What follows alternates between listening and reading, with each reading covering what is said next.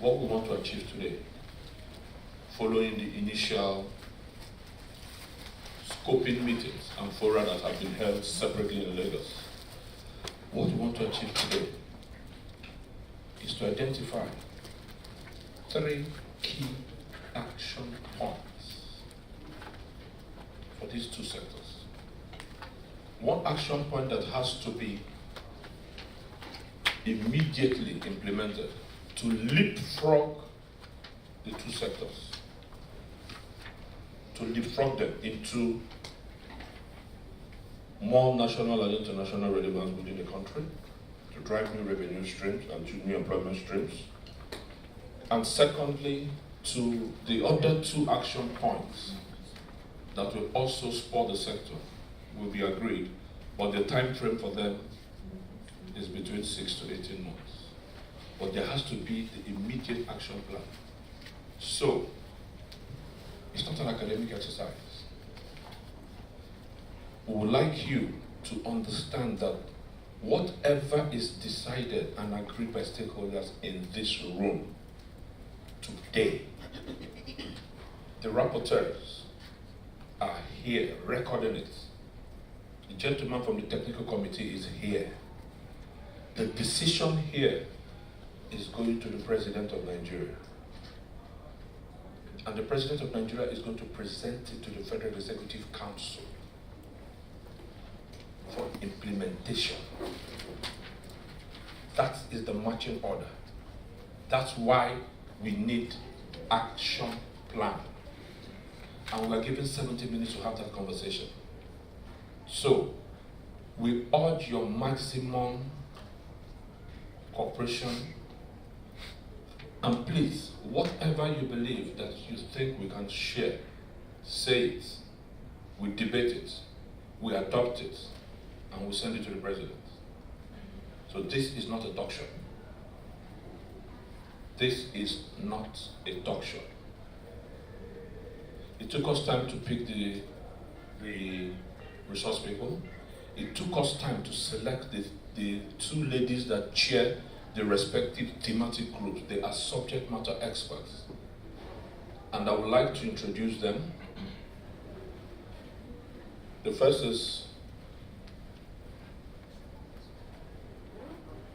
the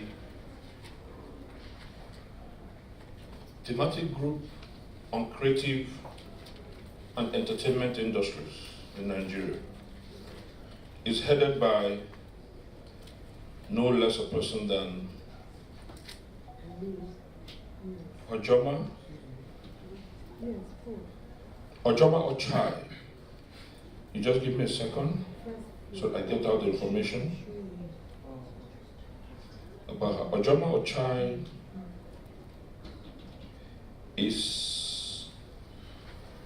it took us time to headhunt her, reason being that we wanted, as the CEO of NESG gave that much an instruction, someone that will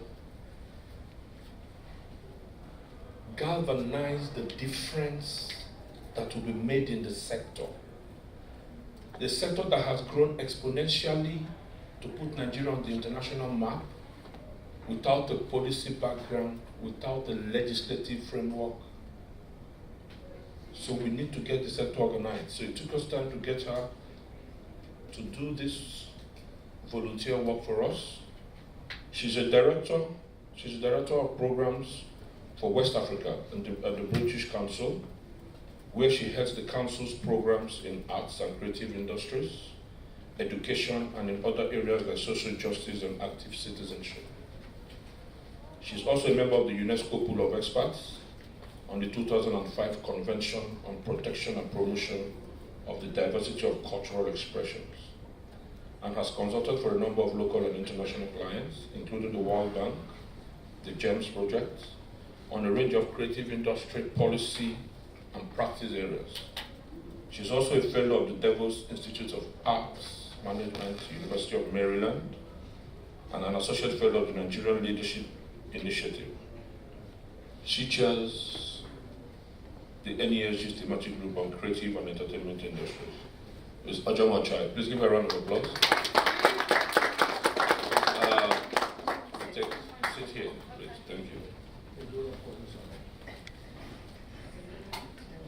The next is the chair of the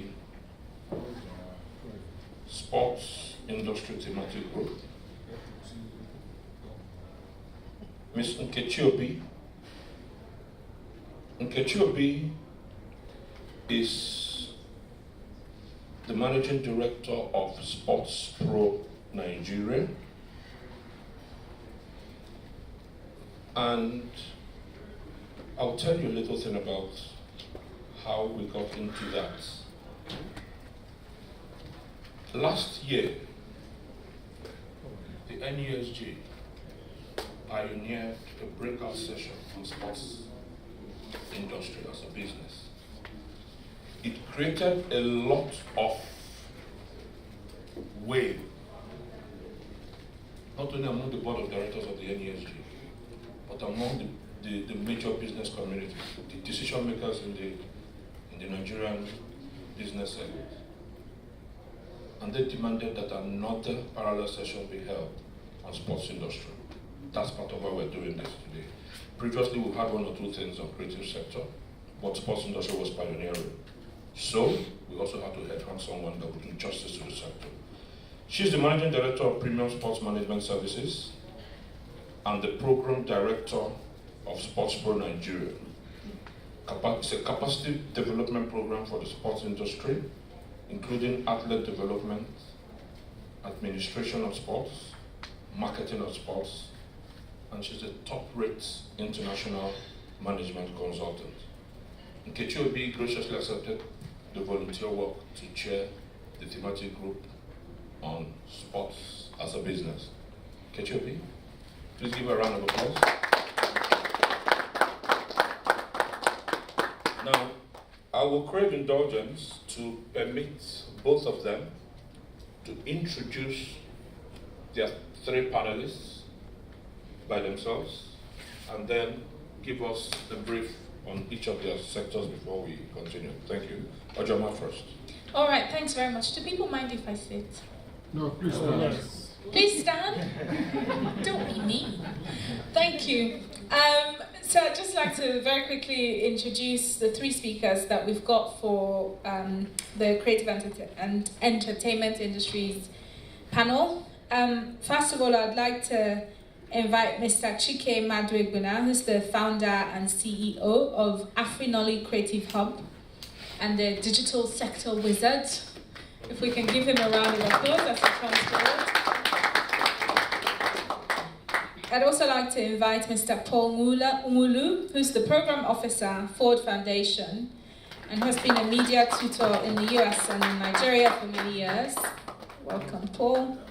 And I'd like to invite the representative of the Permanent Secretary of the Federal Ministry of Information and Culture, Deaconess Grace Gekbe, who's represented by Ms. Ugochi Nwosu, her technical assistant.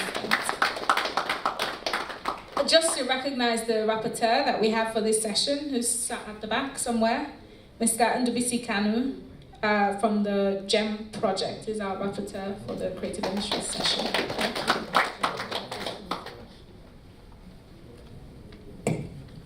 All right, thank you very much. Good afternoon. Our panelists for today, Mr. Kayode Piton is the Managing Director of Bank of Industries. I'm not sure he's here, but he was billed to address us on funding and investment issues. Okay. I understand he's being represented. Oh, I'm sorry, nobody brought that. Okay. Leonard Kange is the General Manager, Large Enterprises. So he's representing Mr. Kayode Piton, the Managing Director of Bank of Industry, and he will address us on funding and investment issues in sports. Thank you very much. Nobody bring that. I'm sorry about that. Okay. And then we also have Mrs. Hawa Akinyemi from the government side. She's the Director of Planning, Monitoring and Information, Federal Ministry of Youth and Sports Development. Unfortunately, Hawa Akinyemi was called away on official duties this morning, so she has kindly sent her Deputy Director of Sports, Mr. Stanley Okebugu, to represent her and present the government side on policy and corporate governance issues.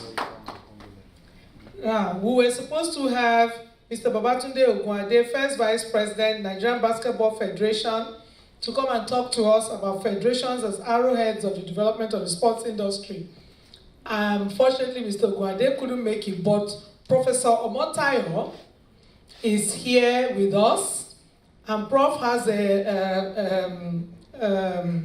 huge experience in managing sports development, particularly from the angle of federations. Prof is married to one of Nigeria's Olympic medalists, Falilat Ogunkoya, and so Prof is well positioned to tell us what it takes for federations to arrowhead sports development. I welcome Professor Oluseun Omotayo as our third panelist. Thank you, Prof.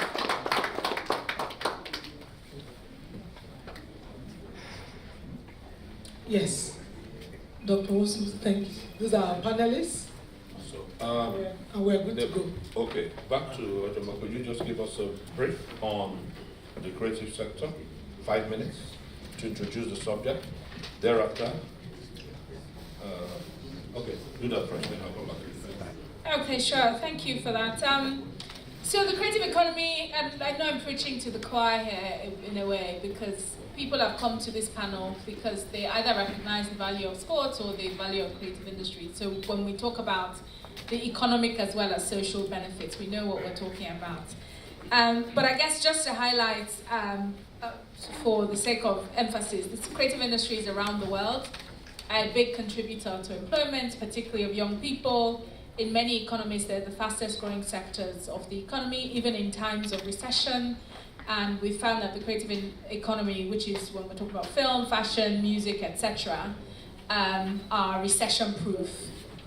In the UK, for example, the creative industries throughout the economic financial crisis in the sort of last decade, the creative industries have continued to grow.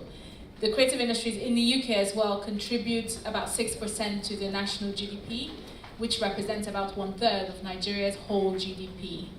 The creative industries of the United States contribute to the GDP about half of Nigeria's total GDP.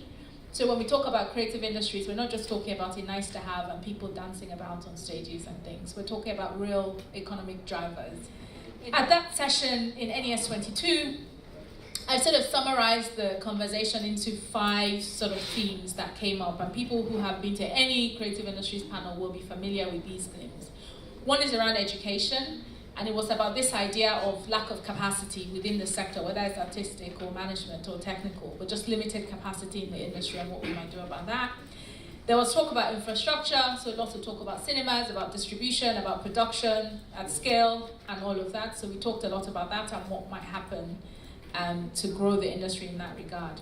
We talked about incentives and funding, so tax incentives, tariffs, and we talked about different types of financing from the for the industry, whether it's venture capital, private equity, in addition to the sort of more traditional lending models. We talked about intelligence and insights, the lack of data, and the fact that the lack of evidence of return on investment as also being a challenge and what we might do about that. And we talked about regulation and enforcement, piracy, etc. Since then, there's a number of things that have happened, including film is one of the areas of focus in the Economic Recovery and Growth Plan, which I think some of you would have got, or all of you would have got copies of if you weren't already familiar with it. There was the Ministry of Information and Culture announcing pioneer status for the creative industries. The Board for Technical Education is working on different sort of occupational standards for the film and broadcast industry. So there are a number of things that happen. So what I'm keen for us to do today is for the panelists to reflect on the progress so far and what's holding back that progress, and for us to interrogate that as a way to move forward, rather than us every time we meet, we talk about the problems again, then we start designing the solutions from scratch. I'm really keen that we build on work that's already happening and how we can unlock that and catalyze it to move forward. Thank you very much.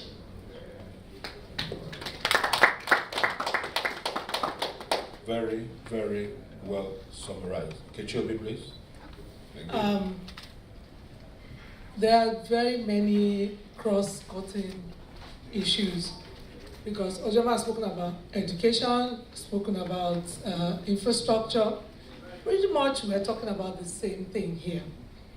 You know, in line with this year's summit, the theme for this year's summit, we're saying and we're recognizing the huge potentials of sports to contribute significantly to the economy of the country.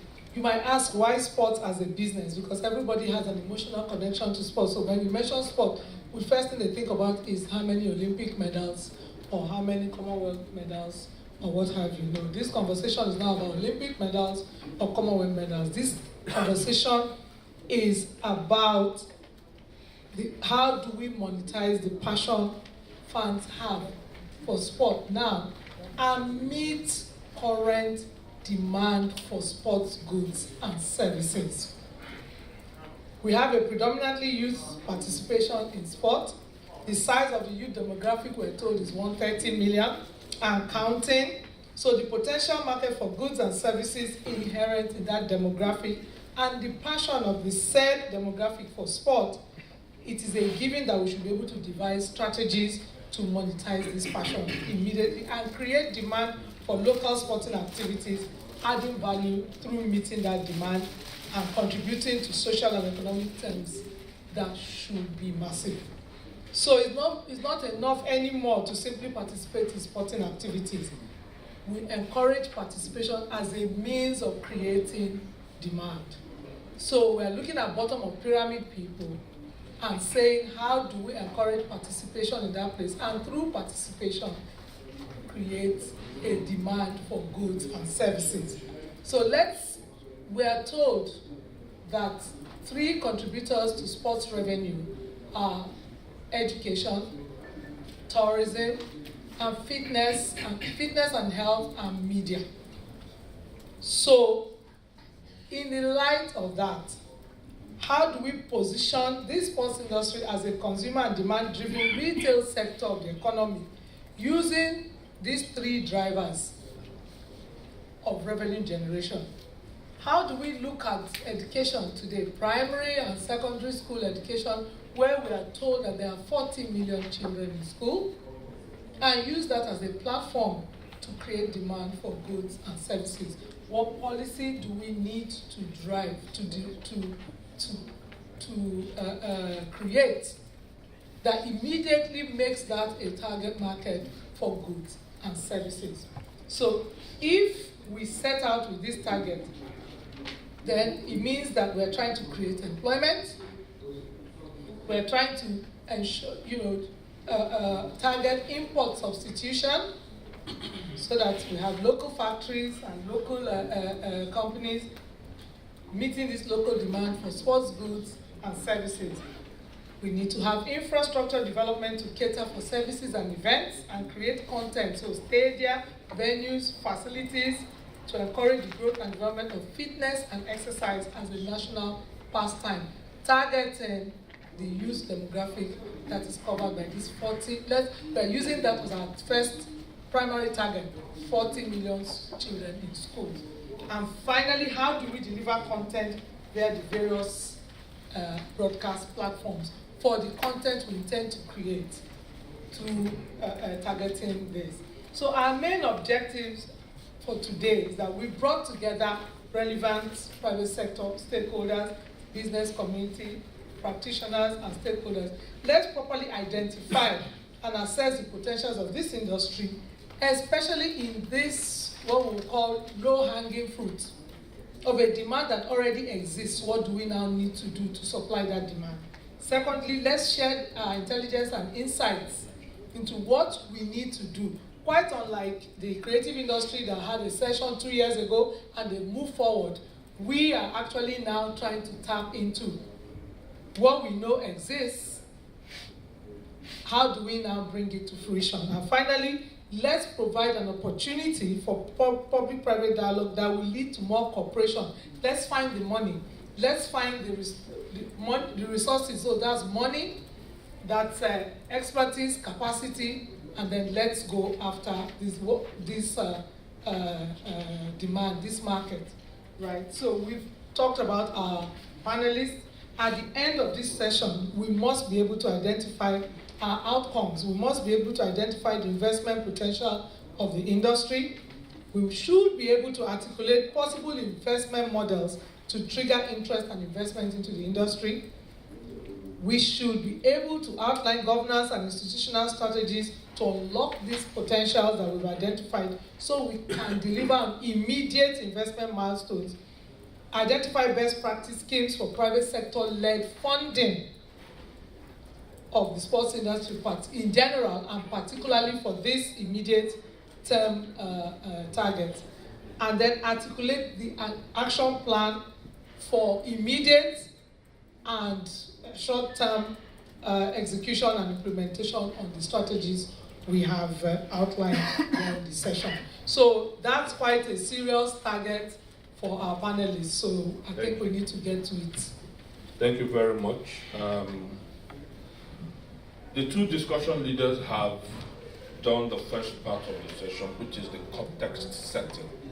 So now we know what we want to achieve. That is more detailed, expatiating what I have summarized. Now, because we have one room, we would like to take the creative and entertainment sector first. Panelists, your discussion leader will guide. Ojoma will guide.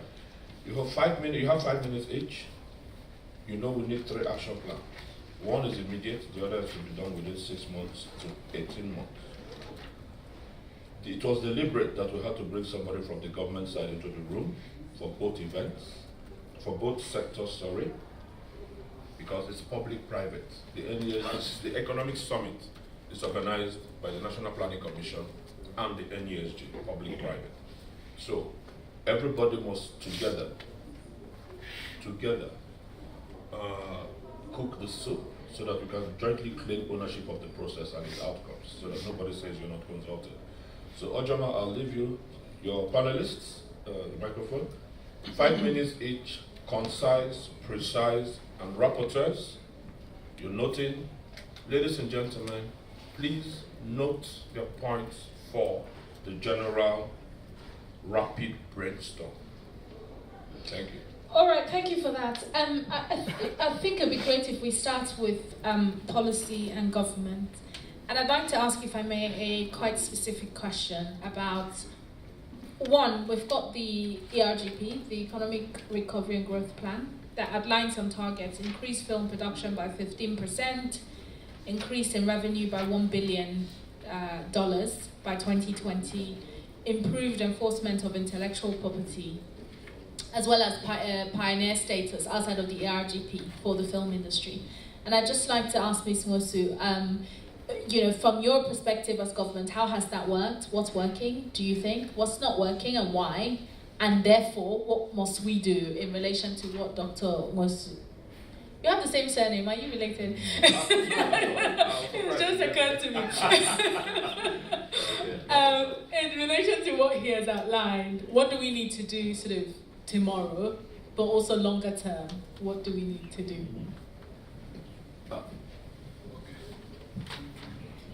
Thank you very much.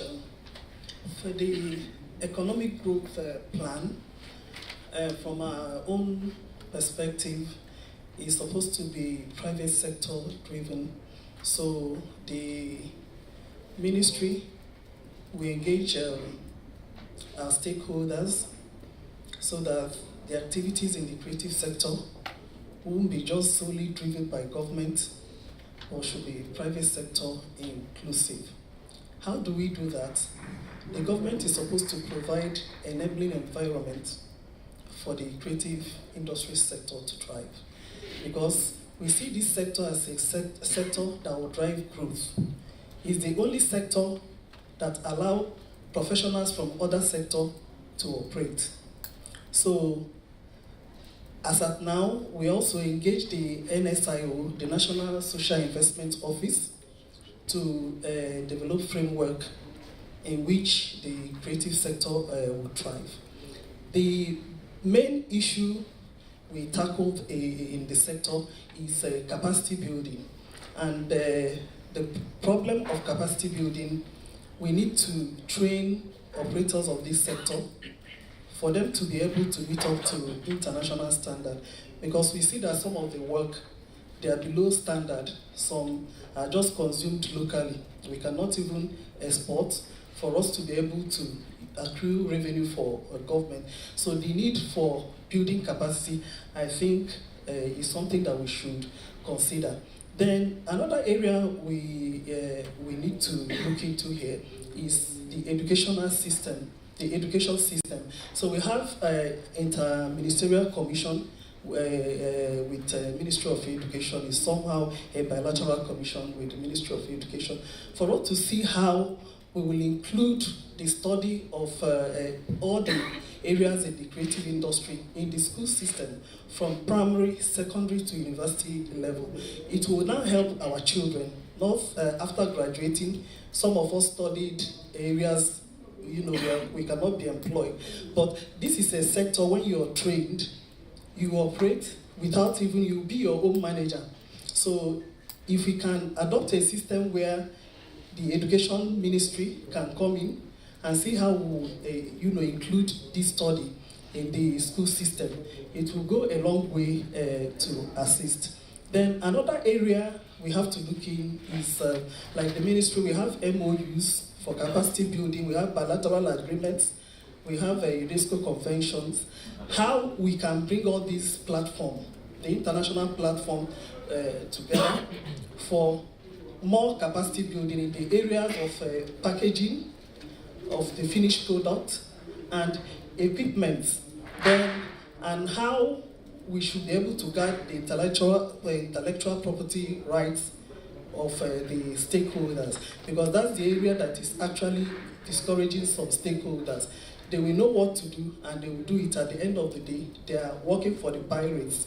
So we have to look through our discussion here how we will come up with a framework that will help us to fight the pirates in the industry. They are the main people that are benefiting from this intellectual property, so which is wrong. And a lot of people have been put out of business in the sector because of this.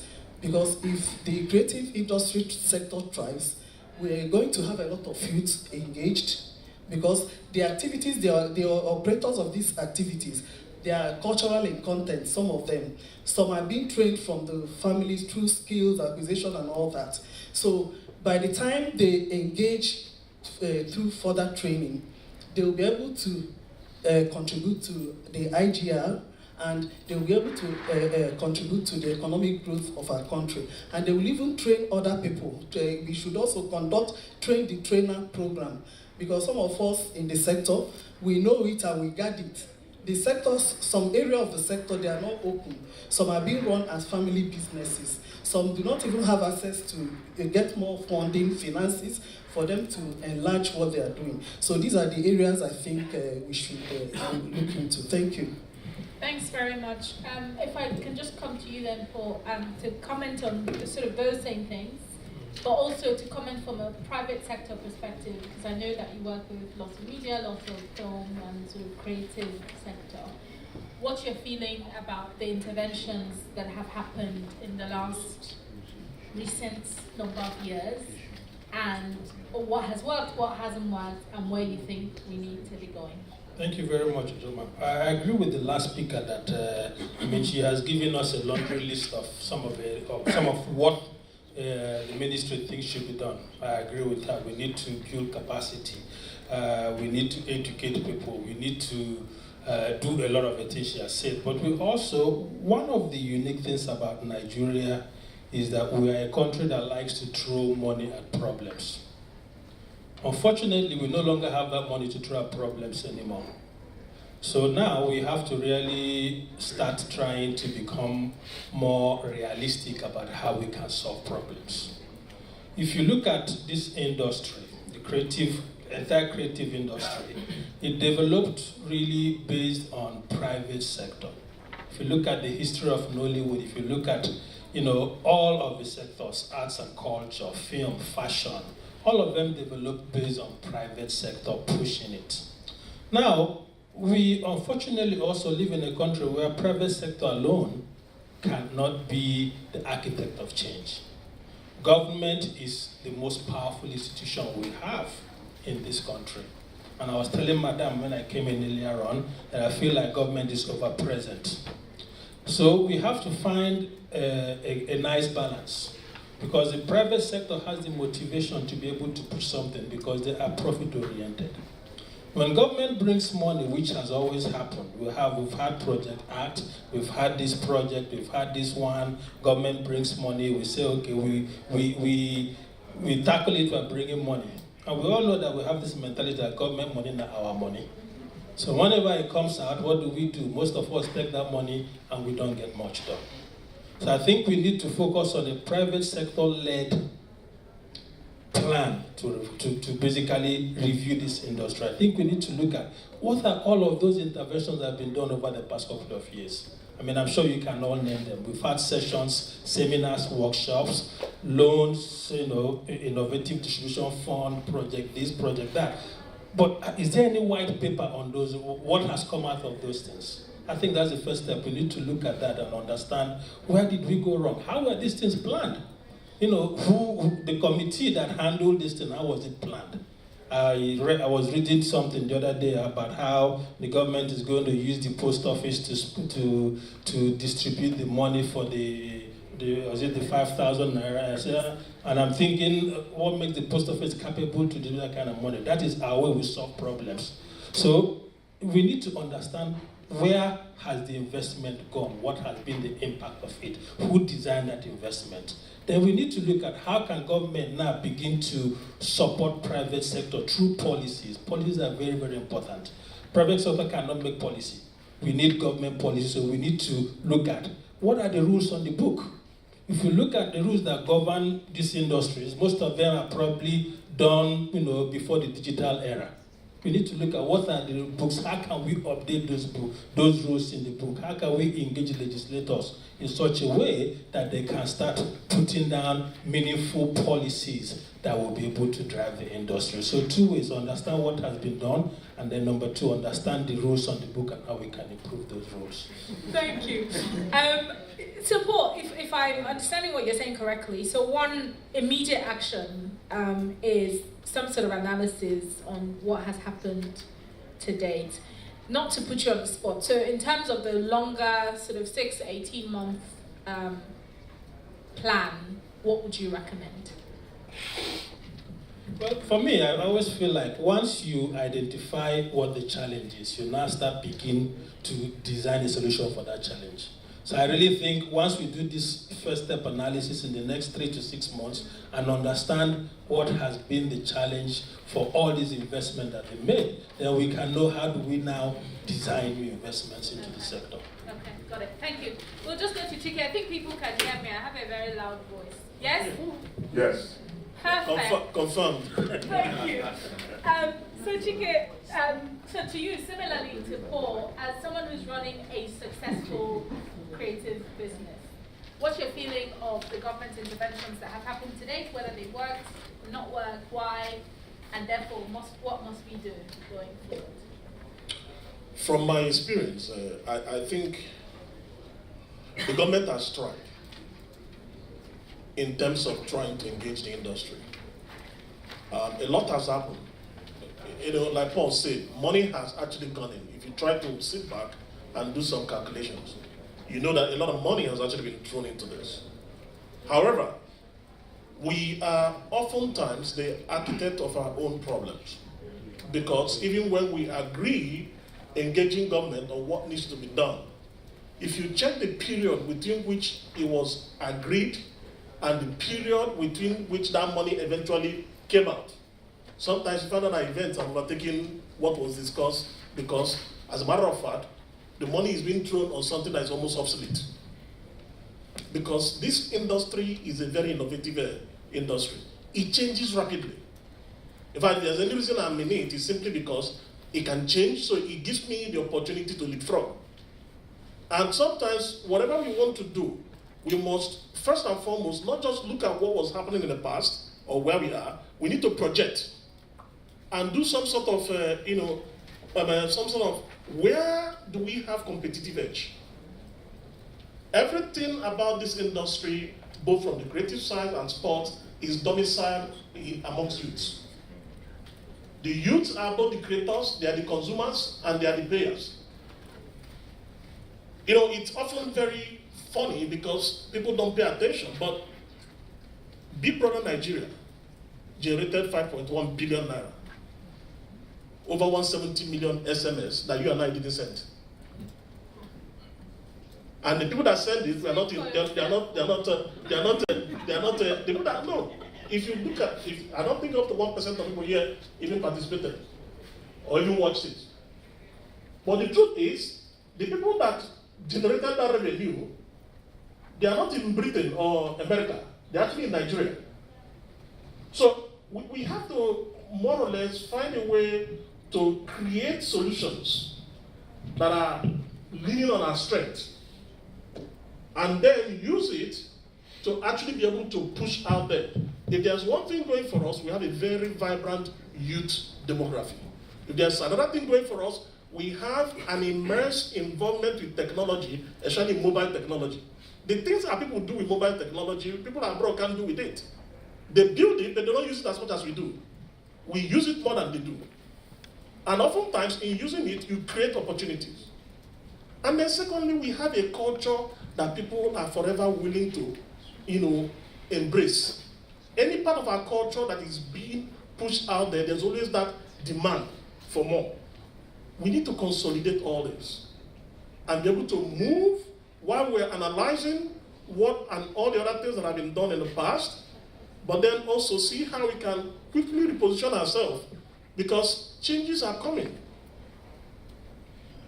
And if you don't move with the trend, honestly, by the time you come back, you find that you're still going to solve another problem, because I'm looking at our policy objectives. Increase film production by 15% on an annual basis. I don't know what that means.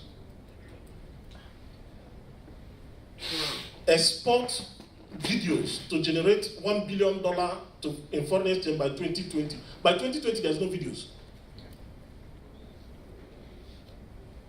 Where are you reading from? I'm reading the policy documents. This is the economic ERGP. Okay. Yeah. So the people know. No, this is the economic recovery and growth plan. You take it to task. So by 2020, there's no video. So if you're projecting to make money out of video, I don't know where you're going to get that from. So the ERGP targets need to be. The whole policy needs to be addressed. Policy is not actually, addressing what will take us forward. It's more like there are games. There are times you find yourself in a competition, you can't beat somebody. If you're smart, what you do is to find a way to change the competition. Because as long as you're playing that particular one, they will beat you. We are nowhere near competing in things like cinemas. We don't even have enough cinema for that purpose. We don't have the resource to be able to do it. So there are times we need to find a balance to see what can be done now, and then also what we can do to leapfrog, because we have something going for us. We have a vibrant youth, we have a very lovely culture, and people globally are willing to embrace that. All we need to do is to use the technology to actually find a smarter, better, faster way to enhance how we deliver that and create opportunities. Okay, thank you, Chike. Again, not to put you on the spot, but if I had a, Ojoma Ochai, fairy godmother, make a wish. Mm-hmm. Tomorrow, what are we going to live here and do? Like, what's the one thing, action plan, as Dr. Ikenna was talking about? What would you be recommending as something that we can do in the short term, but also sort of 6 to 18 months, briefly? I'll give an example. I mean, it's something a recommendation. Yes, it's a recommendation, but it's coming as an example. Okay. So it's not like it's not been done before. Okay. It's actually happened here before. 10 years ago, the likes of Microsoft, IBM, General Electric, they were all looking at how to engage Nigeria on technology. They didn't even know what to do and where to start. It was almost like a black hole. And after a while, a place like CC Hall sprang up in Lagos. as a creative hub, and gave an opportunity for not just to develop the requisite skills, but also harness the young people and be able to create a formal way of monetizing what they're already doing. We need creative hubs as a matter of urgency, and it's something that can be done. I'm running one. We can easily have creative hub in every state. It's not difficult to do. Today, almost every state have adopted a technology hub. There's technology hub everywhere. We need to quickly democratize creative hubs. That's for me on the one side. The second side is that I've never seen an industry that you don't have commercial banks playing. You understand? We each time we get in, we run back. And it's because they're making certain demands that we're afraid of. You understand? I'm running with commercial banks. You understand? I'm paying interest through my nose. And sometimes it's giving me serious concern. But I'd rather stay there, finding a way to manage it, because it's helping me to now think on a sustainable basis. Rather than thinking of chop by chop. You know, I collect money here, I chop, I collect money, and the government money doesn't come, nothing happens. I think we need to engage them. And these are things we can do almost immediately. Thank you. Thanks very much for that, Chike. Should we go to the audience or should we go to sports? Or? Go to sports. Okay, got it.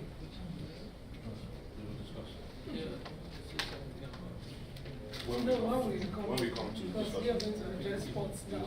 He wants to sports now. You know, shall I? I know the funding issue precluded, so no problem. So, Kechobi, you lead your discussions. Discussions, you have 5 minutes each, and you saw how it was effectively done on the other side. Action points. Action points. Immediate, 6 months, 18 months. Thank you. Okay, thank you very much, Dr. Ikenda. I want to start with Professor Omotayo, because we want to start with the role of federations and how they can drive this development. Most times, Prof, we're told that federations are the arrowheads to drive inclusion, to drive engagement in sporting activities at the grassroots. That federations are meant to encourage more people. We're supposed to drive them to encourage more people to participate in sports. In view of the introduction we had, and the fact that we now want to engage particularly bottom of pyramid target market, you know, what are the challenges, the various challenges faced by federations and in Nigeria in driving more people to participate in sport? Because when more people participate, we create a market for goods and services. So, and then how can we develop an inclusive sports sector and an industry policy that will recognize these opportunities available with the private sector to support when more people participate in sport? We are starting with this target market of education. Let's even start from schools, because all of us came through school sports. So, Prof, can you address what we have now? The second microphone. Well, it's a small. Let me first of all apologize that whatever I'm going to say is impromptu, because it was when I got into this hall that I would have taken to this position. Let me just make that clear. But as a member of the Boys Scout, I will try my best. I want us to go back to my presentation at the Stakeholder Summit of the National Assembly, in which I spoke specifically about infrastructure for sports. If you look at Nigeria as it were, number one, we have a lot of modern type stadium all over the place. Almost every state of the federation has modern type stadium, but they are suffering from what I call functional and structural decay. In this country, the minimum maybe we have to have, I want to give a solution straight away.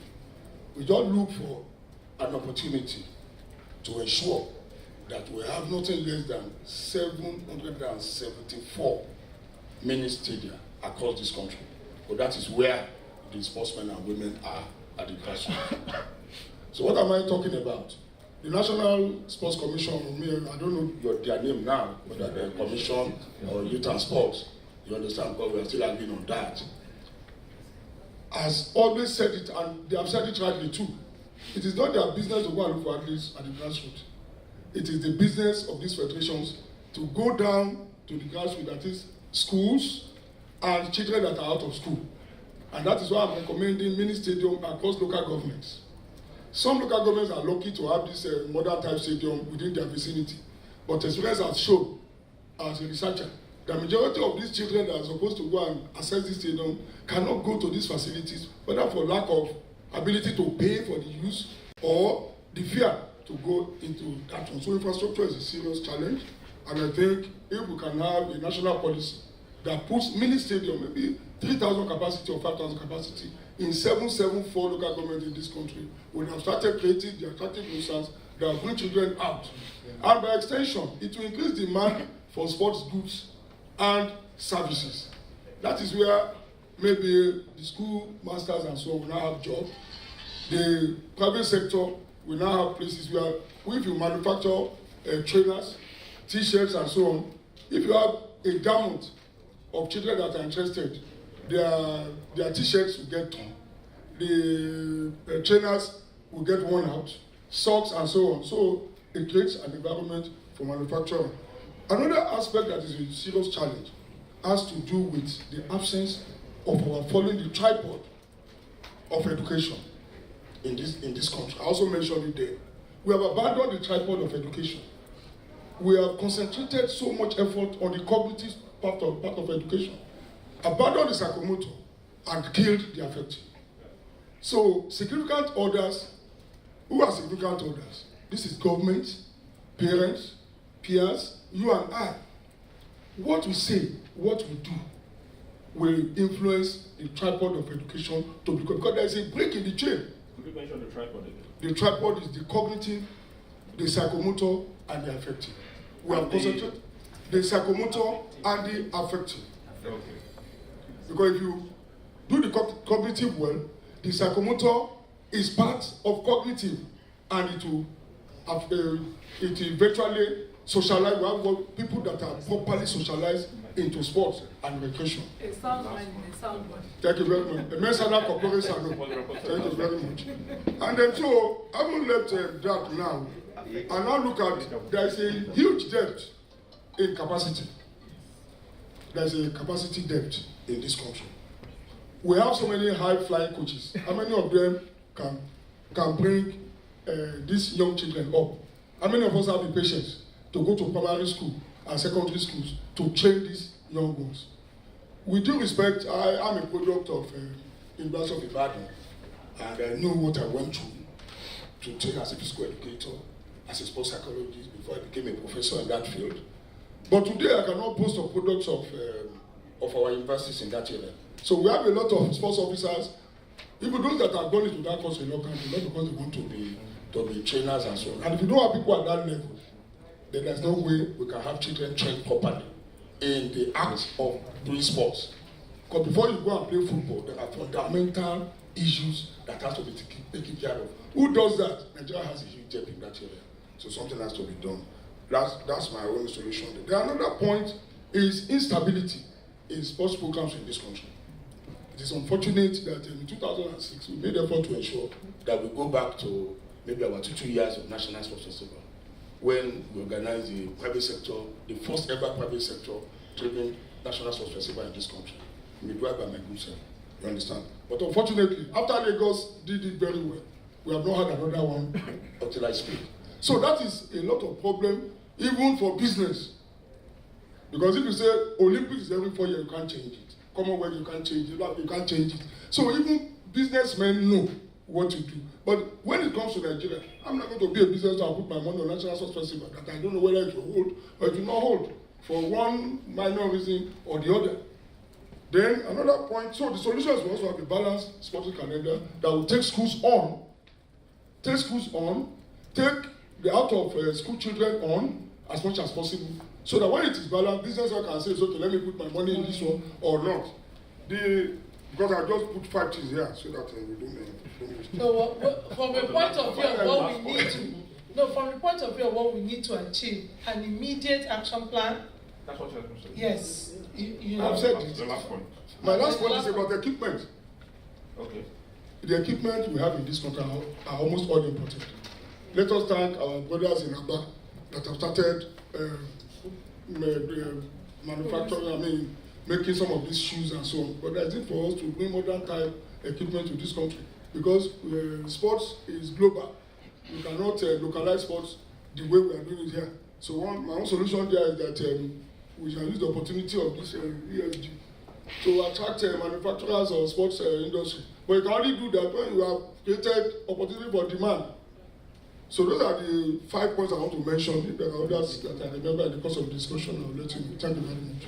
Thank you very much, Prof. So, Prof has given us, from the Federation's point of view, how we're going to encourage demand, creating demand by encouraging going back to schools as a platform to get more people into sport. Now, for that to happen, there must be certain policy and public corporate governance issues that can only be addressed by government. So I'm going to talk to Stanley that there are very many policy directions of the ministry that have come up in the past few years to try to encourage more people to do sport. In the light of what we're sharing here, how can we develop an inclusive sports sector and sports sector industry policy that will recognize the various opportunities thrown up by participating in sports, and in so doing encourage the private sector to support sport development, which is really where the ministry has focused. Thank you. And while you're at it, an immediate action plan from the point of view of the ministry and 6 to 18 months. Thank you very much. I want to recognize in our midst Dr. Tando, who is also from the government side. I know you. What part of government? The state. So he's here. He can also speak on what the state government is doing. I'm also happy that Dudu is also here to talk on Edo State and at the same time on the marketing side.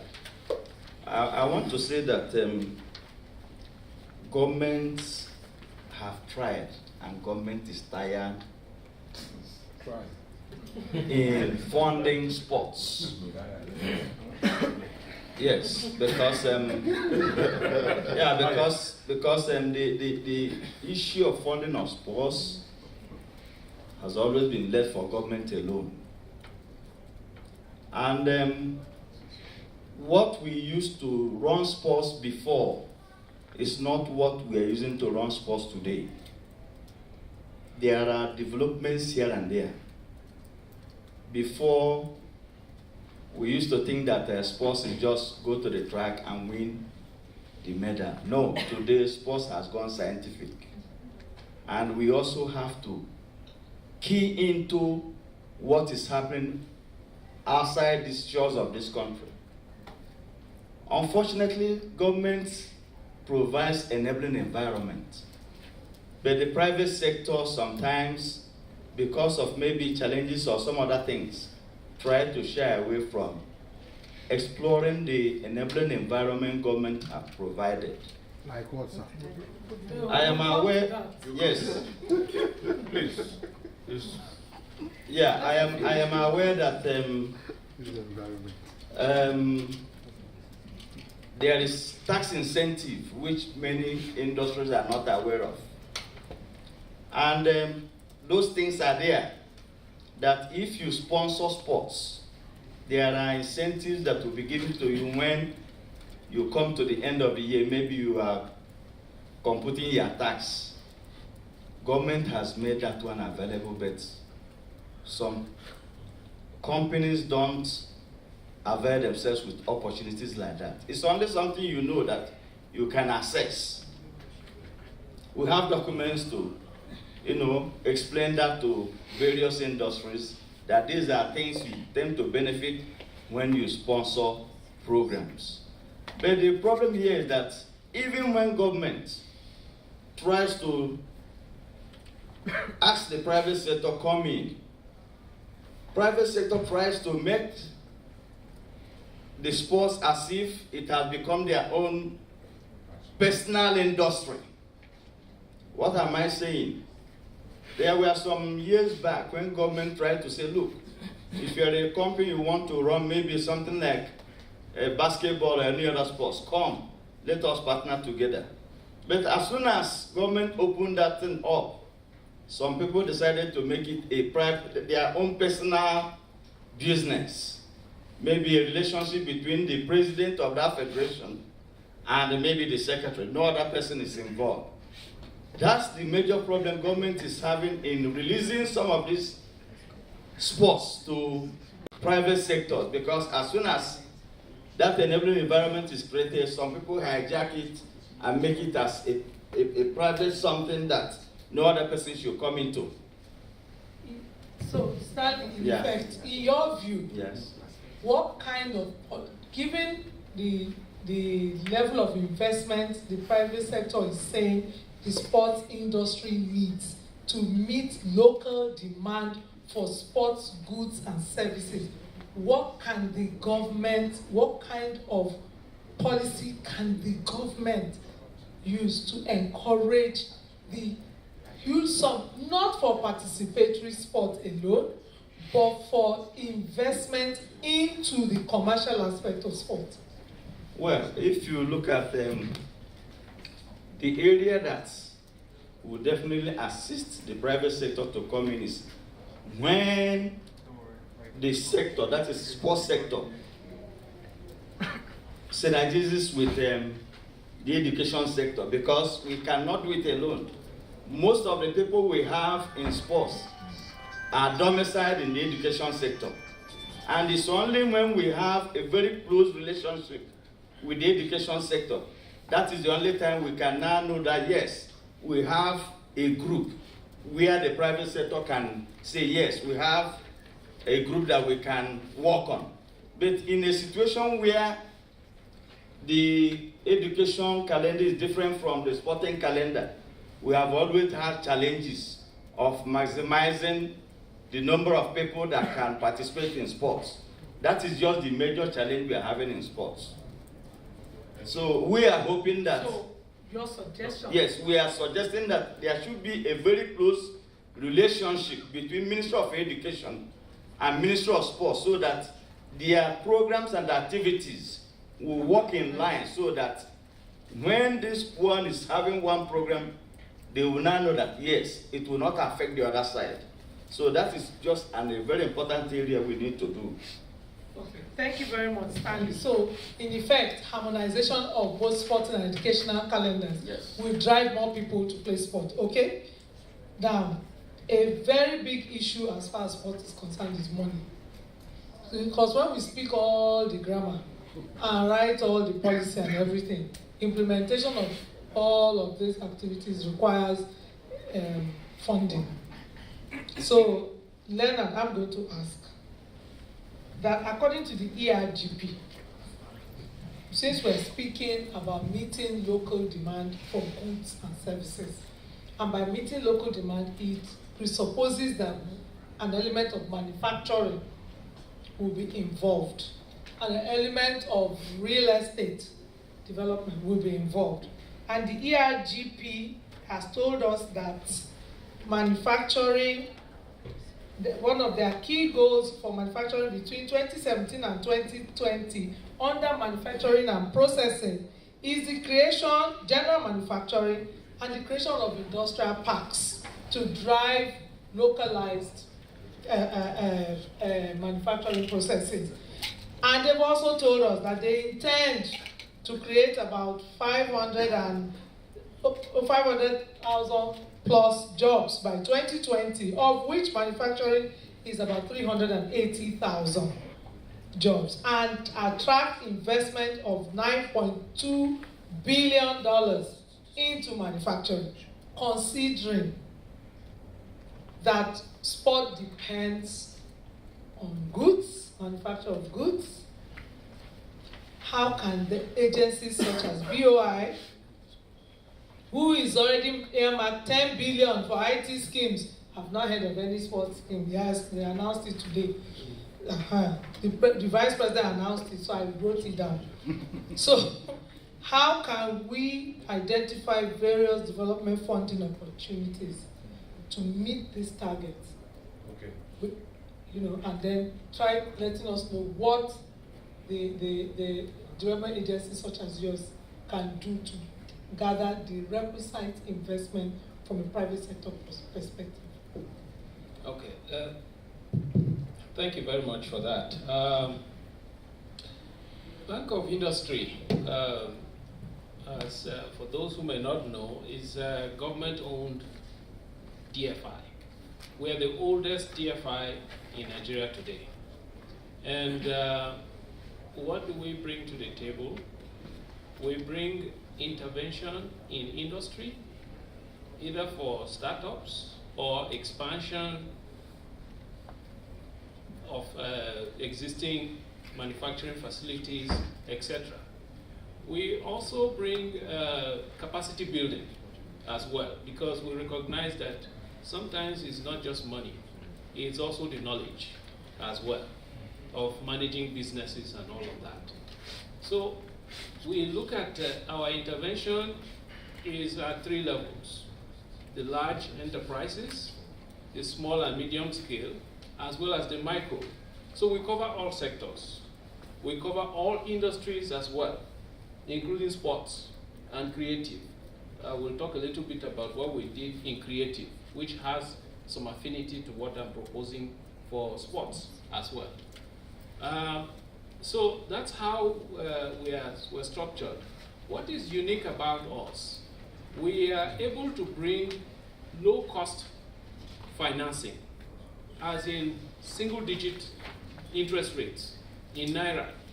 In this environment where interest rates are about 25% or thereabouts, we bring financing at single digits, sometimes 9%, sometimes as low as 5%, depending.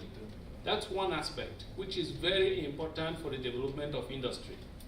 Second aspect is our financing is patient. We bring long-term financing, as in up to loans of up to 5 years, up to 10 years, which is also not obtainable in this market. Now, when you put those two together, it makes a project which normally would not be feasible at interest rates of 25%, lending for a tenor of 1 or 2 years, suddenly becomes possible. So that is the advantage that we bring. So when you're talking about manufacturing of merchandise goods for sports, or you're talking about infrastructure, building of stadiums, etc., or the supporting online streaming, because sporting activities are now going online, and we have a youth population, majority youth population, that is relying more and more on online activities, streaming. They're looking at their mobile phones. That's what they're looking for. You understand? So we are able to provide financing in that respect and provide that kind of support. Now, with our financing, it is possible for us to do that. Now, you're asking, what are we planning for sports? What we have for sports... What would be your action plan? Our action plan for sports. Should everything be in place? Yes. What would now be your action plan to fund? Prof says capacity, and at the end of the day, we get 4. We're using an example of our primary and secondary school children. Yes. We have a target market of 40 million people now. Yeah. How do we cater for them? Right. Now, our plan is similar to what we did with the creative industry. We looked at the creative industry. The banking system was not willing to touch it because it's high risk. But we are a DFI. And so we go where others will not go. And our job is to find those industries and develop them to a level where they become attractive to commercial banks. And that is what we did with the creative industry. We went in there, we studied the industry, we had stakeholder engagements, we came up with a pilot scheme, a profile, a financing model that has proved to be successful. It funded content, which is very key in the creative industry, as well as in the sports industry as well. Content is key, right? It funded that. It also funded distribution, which is also similar to sports as well. Because you have the content, yes, but you have to also have the distribution outlets. You have stadiums, you have online distribution, etc., and all of that. TV, and by the way, TV is going out of style now. A lot of people are going more on the online. That's where the trend is going, especially when you have a young population. Demographic. Exactly. So we funded that. Most of the movie studios that you have today in Nigeria are funded by BOI, and the number of the content as well. You know, so those are the kind of things that we're able to do. So what I'm recommending for the sports industry is for us to have just the same thing we did with the creative industry. Let's sit down we're sitting down with the stakeholders. Let us look critically at what it is that are the challenges in this sector. How do we come up with a financing model that will help to support this? There are so many options. If you look at distribution like stadiums and all of that, there are options of public-private partnership. You know, there's funding out there that is available. We are able to bring that. I'll give you an example. 2 months ago, Bank of Industry went to the market to raise money in order to meet the demand of our customers. Because the demand is huge. Industry needs a lot of support in Nigeria. So we went to raise $500 million. We ended up with an oversubscribed offer and had to now increase it to $750 million. So how much are we getting?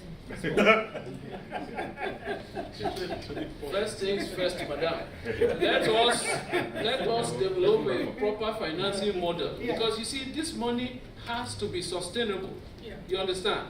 It's not, like you said, somebody said that government money is regarded as personal money, right? Our money. Exactly. Now, we're trying to avoid that. Because we need that money to continue turning over so that more and more people can benefit.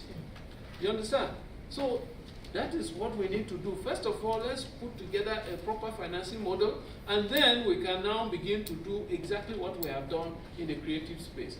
We did, last year we did about 12 billion in terms of financing for the creative industry. This year we're projecting 30. I would like to be able to report next year when we come back here that there's a lot of things has been done and here's where we are. Thank you. Thank you. Thank you very much. Thank you, Richard. Please, a round of applause for all the panelists and the executive director. I think this has been very revealing. It's so interesting that I became a rapporteur myself. Don't take it down the road. So, ladies and gentlemen, thank you very much. Now, I apologize again because we're in one room. We can't have parallel discussions. So, let's commence with 10-minute conversation, Q&A on creative sector, first of all. Microphone to Ojoma, please. And you moderate your Q&A.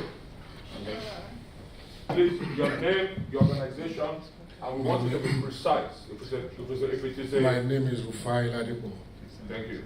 If it's a contribution, it's actually question, say. It's actually a combination of so many things. Thank you. But my name is Rufai Ladipo. I'd like to start from this side, then I come to this side. Now, and I'm so happy.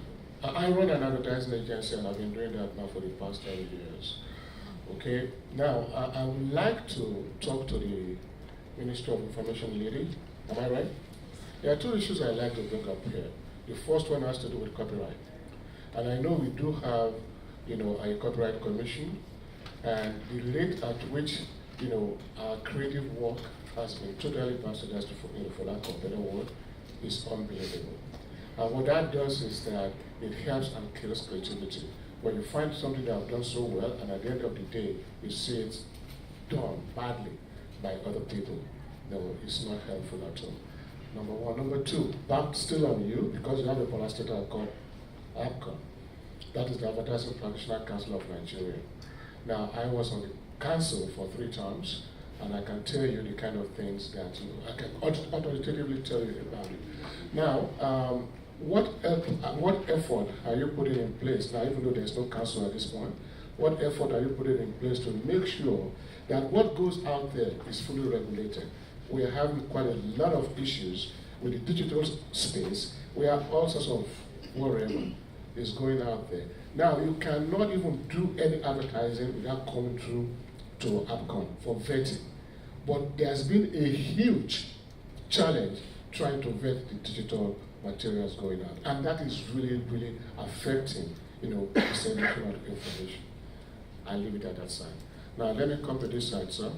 Now, I'll start with the BOI guy. You've reeled out a lot of numbers to us today. Very good.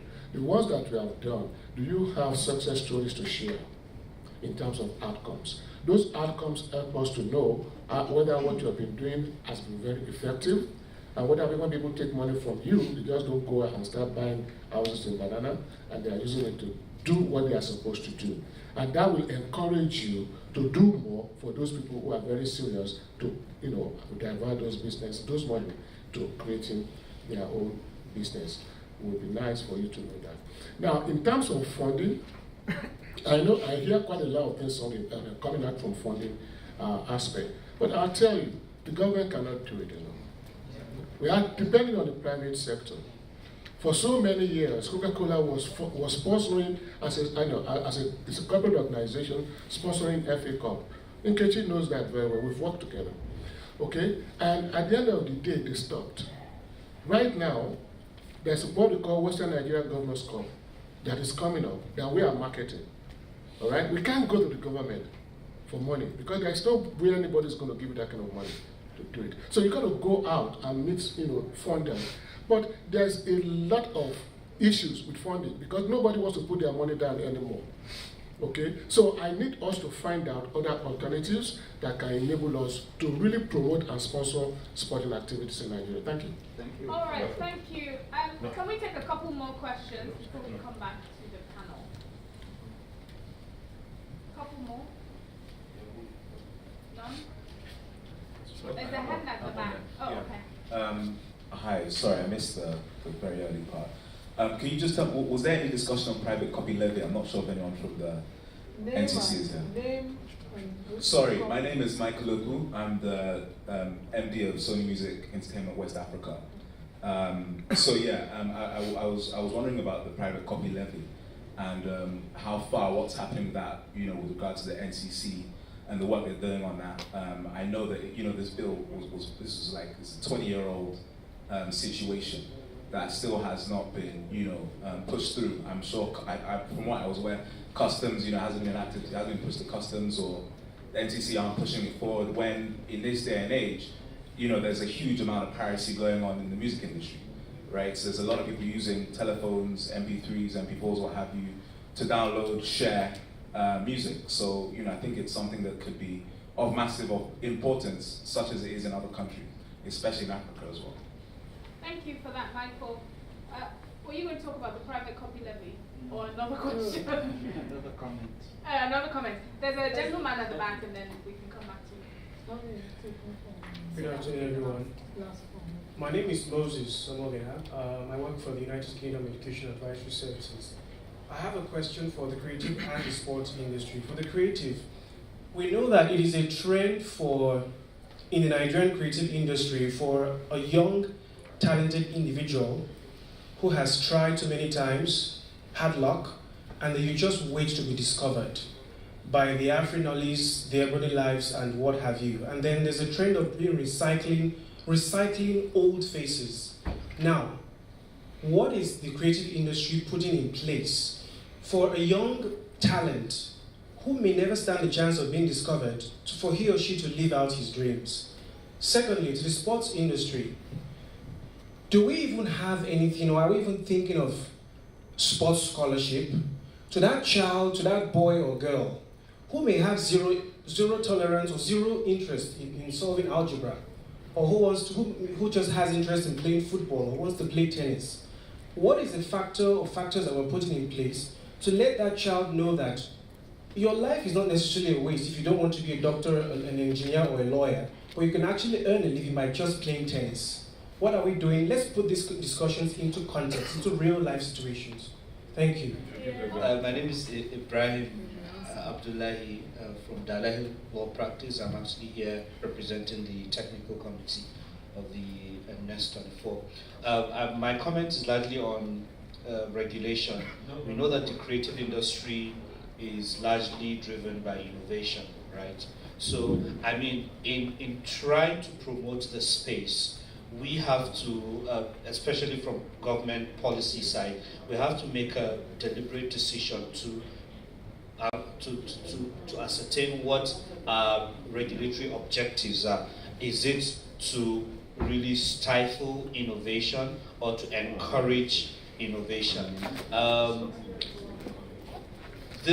As a practitioner in this space, I do know that there's a lot of anxiety and worries by young people who just really are talented, they just want to create stuff. There's so much anxiety as to how do I get protected, how do I protect my intellectual property, who comes after me. For instance, right, Foul to Bad Guy releases a video and the government comes after him, don't do this, don't do that. So at what point do we put a stop to government wading in to stifling creativity and actually protecting the ones that are creating real quality stuff? So I think we need to figure that out. In, for instance, the technology space, the SEC and the CBN are creating what we call the regulatory sandboxes, right? That is just an avenue to interact with innovators in those space, to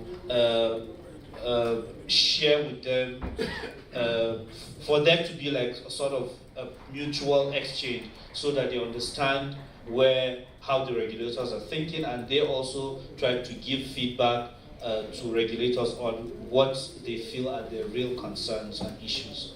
Thank you, Ibrahim. So we'll just come back to the panel to take the responses. I wanted to make a point. Ibrahim is in-house. Well, perhaps if you could give the last person a chance, because he took that space. He's a technical advisor for the session. Okay, fair enough. Thank you. Please. Yeah, this position. Yes. Veto. Hello, my name is Yinka. I work for EcoBank in the digital marketing space. But before now, I'm an artist. But you do not find artists in banks on a normal day. There's a reason why you would find artists in banks. Because artists aren't supported. And sometimes it's often also said that artists cannot be managers, but some of us can be managers. And in the end, it's proven, because I work in a bank and I manage people. But you would never get that opportunity on the outside, because for an artist you need funding. So for the first thing I'm going to say is for the bank of industry. Sometimes in other parts of the world, when someone has a creative idea and has a projection, there's still some funding that is put to that person to explore those ideas. But here, when you go for main pitches to pitch your business, they want to see how much profit or how much money that you're going to make. Many companies today, many startups abroad, take 10, 15 years before they break even, but they constantly get funding because someone can see that idea. I was in a pitch session yesterday, right here. There was a guy that was dropped. He was not selected, and he had the brightest idea. He was an inventor. He's going to go back home, and he's going to think, you know what, maybe I should get a bank job.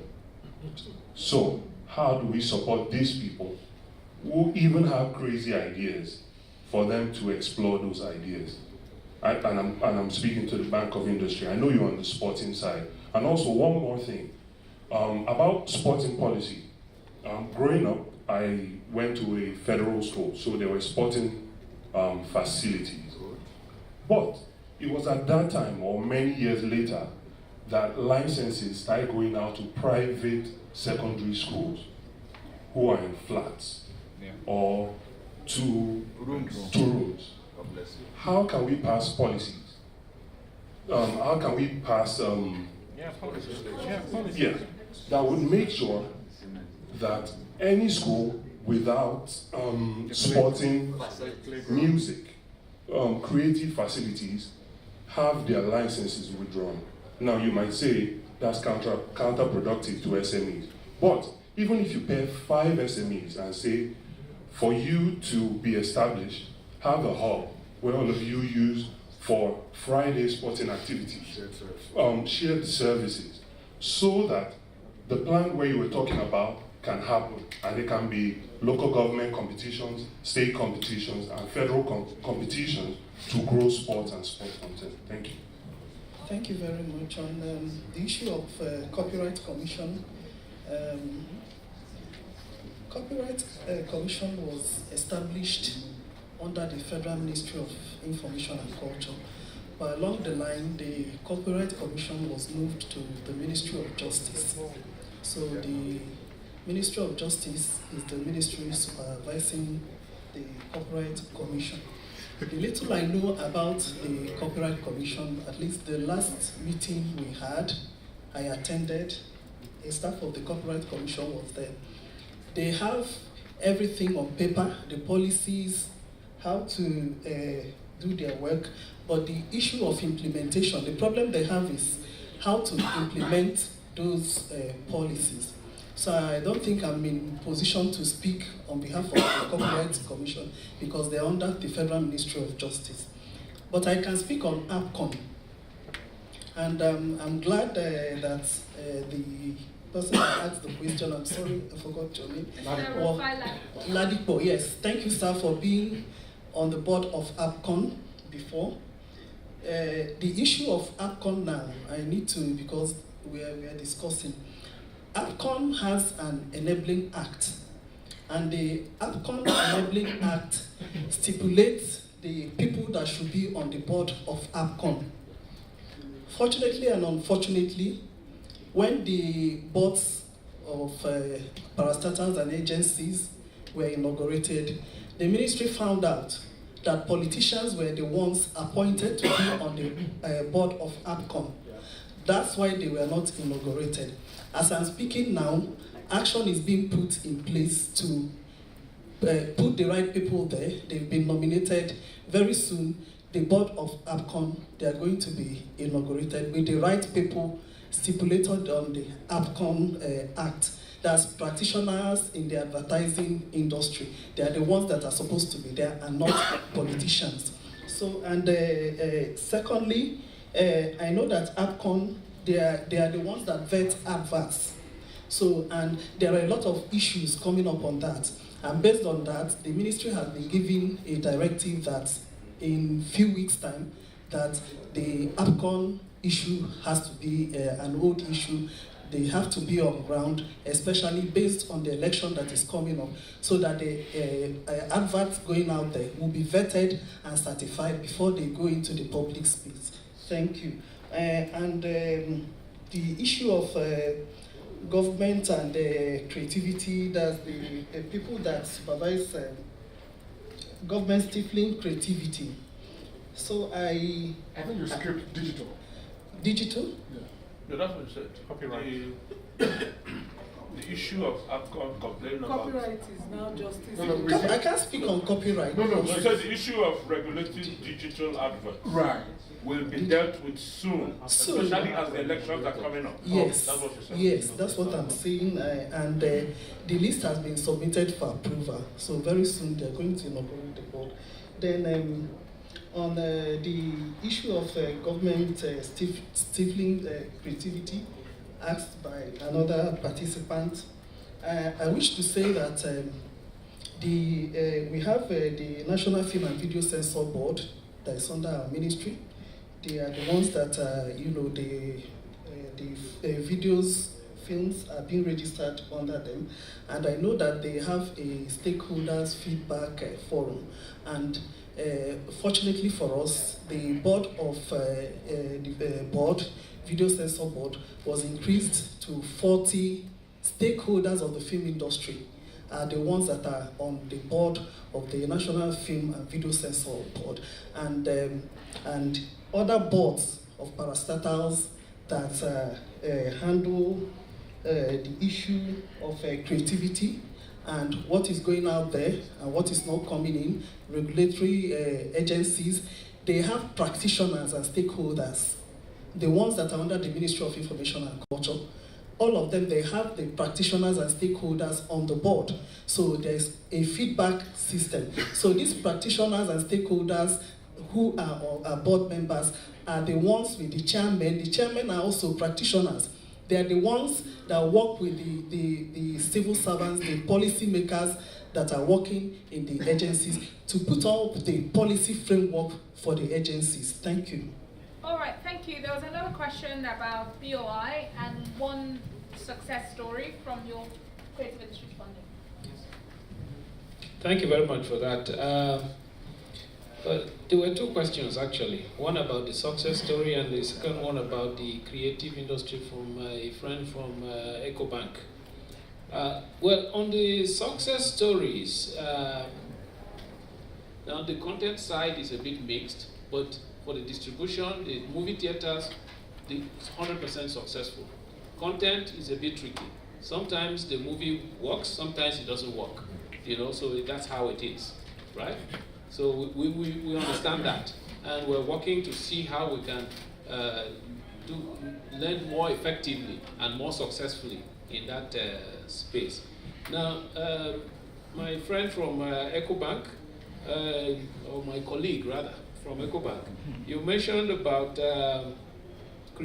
somebody pitching a creative idea and is not being recognized.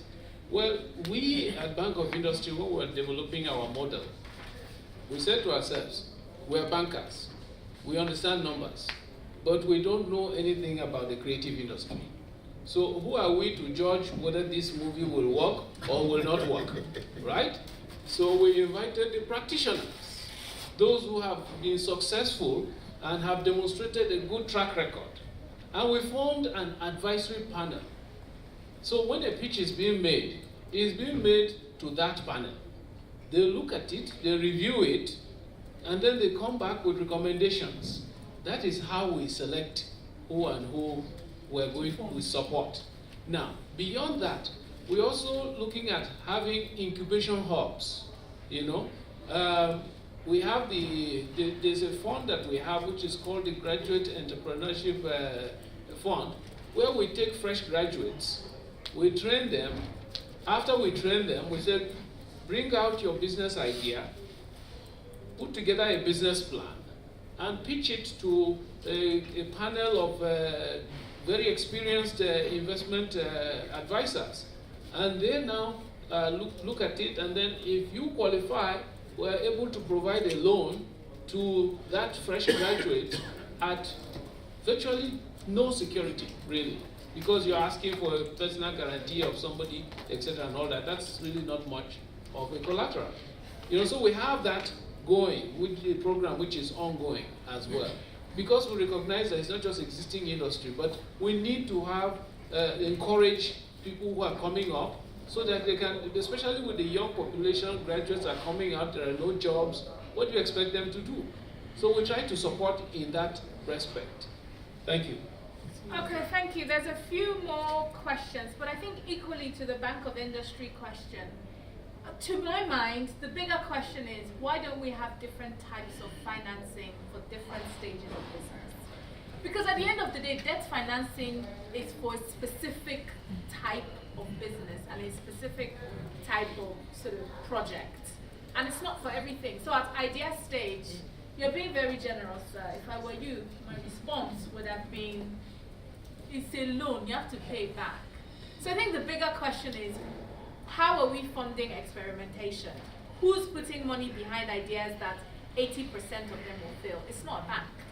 Nowhere is it a bank. That's a hub. That's a hub. So I think perhaps for the notes, the point is, why are the sources of financing for the industry so limited that we have to be projecting all our desires onto Bank of Industry? So to your question about the private copy levy, I don't think we've got anybody from Copyright Commission here, have we? Nobody. By any chance? Nobody. So I think what we might do, Michael, is put it in the notes, and then NESG will write to the National Copyright Commission and try to get a response on that, if that's okay. Can I just go to the panel to make some final comments, Paul and Chike, on the other questions around identifying new talents, stifling innovation versus regulation, and then any other thoughts you've had on the questions? I would like to say that perhaps they should hold them. Okay. Because you notice that when most people ask questions, they ask on both sides. Okay. So that in case anything comes up, they don't do the wrap up. So let's do the sports side now. So the microphone to Kechi. Questions on sports? Okay. To the panelists? I'd like to make a... Hang on. Questions on sports to the panelists. Each side was to have 10 minutes. We're supposed to go back to plenary at Congress Hall. So please keep your questions or your comments precise and concise. I'd like to make a small request. Because we're trying to, we've got a target to get an action plan in place, an immediate action plan and a 3 to 6 months action plan. Would like the questions address that target. We appreciate that everybody has, they want to be a sportsman, they want to be, no, that's not why we're here. We expect that our questions or comments will address the process of grooming people from talent to maturity. What we're trying to do here is, one, how do we meet existing local demand for sports goods and services following the ERGP plans of creating industrial hubs, of creating jobs through investment. What investment models are we going to suggest here? And what is our immediate action plan? Do we even know the value of the sports market? Those are the questions we would like addressed. Thank you very much. Let me get the mic. I think Doctor has abandoned me here finally. So, Dr. Tando, let me stand up so I can do the... Okay, yeah. Good evening, panelists and everybody. First of all, I'm actually a bit surprised that we have only 5-10 minutes to discuss something we came all the way from Lagos to talk about. But we'll try and cut it short. I think this kind of thing needs definitely more time than this. I'll just go straight to the point. Infrastructure. Prof mentioned 774 mini sports centers. I'll put that as long term.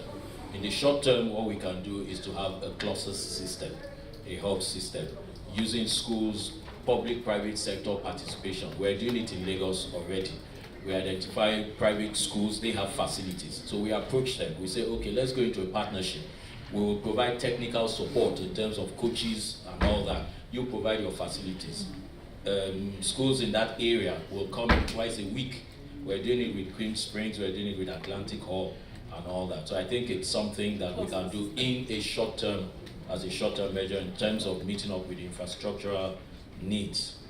Capacity dearth in sports, you mentioned that as well. I think it's not just about capacity dearth in terms of the people in the commissions and all that. I think it's even more about capacity dearth in the federations, the Nigerian Olympic Committee. If you go there, it's not structured, it's not fit for purpose. Let me just put it that way. Even the Ministry of Youth and Sports is not fit for purpose. If you are talking about sports as a business, the ministry does not have a marketing department for sports, it does not have a planning, yes, it has a planning department, but does not have the kind of industry planning that BOI will be looking for in terms of these are the criteria that you have to meet to be able to get funding. So those structures are not fit for purpose. We need to go back and look at them. Possibly the National Sports Commission model will be better fitting to suit the private sector, public sector initiative. The same thing at state level. The sports council system cannot work. My brother and I, Dudu, we are just going through the same thing now. I'm the chairman of the Lagos State Sports Commission, that's like the commissioner for sports. And what we have done, we changed from a ministry system to a sports commission system, which allows you to professionalize sports in terms of having sports planning department, sports medicine department, sports marketing, legal department in sports, technical department and all that. It allows you to professionalize. You can do that under a sports commission structure, not in a sports council structure that is still ministry based. So we need to look at that. A few states have started to do that. Lagos State, Edo State, Delta State was actually the first, but though they have, for me, I think they still have to get it right because they still have that mix and it's affecting operations. It has to be a full-fledged sports commission structure if you want to work closely with, because at the end of the day, the intention is for you to work with the private sector and they will not fit into those government structures. It won't work. Also, education and sports is key. Maximum he spends in sports is 15 years. What happens after? There has to be education in sports. What we are doing now in Lagos is we are trying to follow the US and the Jamaican model. You cannot represent the US or Jamaica in an underage sports event if you are not in school. That's what we are also doing in Lagos now. Any under 18 competition, that athlete must be in school. Some people will say, oh, what of those that are out of school? That gives a responsibility to administrator. I identify a talent at 7, 8. He's not in school. The first thing I need to do is to put him in school because I have to think of his future after sports. So that way, you will be able to ensure that you have a synergy that will breed sportsmen that sponsors, corporate bodies and co will want to associate with, will want to make ambassadors, will want to invest in them. And some private agencies are doing it now, making of champions, Temple and all that. They're getting sponsorship from private sector people because they are saying, come and support this athlete through school so that he or she can excel. And then we looked at tourism, education, and so I just want to mention tourism. How will you use tourism to boost sports? By hosting events. You need to bid for national and international events. When you bid for them and you host them, that's the way you can use them as tourism tools to boost sports business. All the local economy is improved and all that. And in Lagos, that's why we keep on hosting events and all that. It's not because of sports alone. It's because of the economic benefits that it brings to Lagosians when those competitions are taking place. I think I'll leave the rest for now. Okay. Thank you. Yes. Good afternoon, ladies and gentlemen. Apologies, I'm a bit under the weather. So we've had some really interesting anecdotes from the panel, and I just wanted to present. My name is Beverly. Organization. I actually operate in the sports industry, so I just want to give a bit of my perspective. So at the moment, I run an academy, and I've run that academy for 6 years. And I heard a very interesting comment from somebody on the panel about how the private sector needs to really try more, put more effort. And just linking this to the lack of infrastructure, when I started out, I had nowhere to play at all. And as things began to progress and I acquired more students, I began thinking a bit bigger. So I remember approaching Campus Stadium to have a summer camp there. And I must say it was very tedious, even booking to get in. So these are some of the challenges. The bureaucracy is alarming. And then by the time I went back this year, the price had gone up twice. So you're saying you want more people to participate in sports industry, but the knowing fully well that there's a dearth of infrastructure, why make it so difficult for people that have genuine businesses? Like I said, I've been running my academy for 6 years, and I've had to resort to using places that are, substandard, which ultimately affects the quality of training that I run. So now on the other side, I'm actually now venturing into having my own sports facility, because I've always dreamt big. And I always said to myself, I don't always want to be the tenant. I would like to get to the point where I am a facility manager of my center. This is another practical suggestion I want to make. Is there a way you can connect people that own land, that don't know what they're doing with it, with people that are ready to lease?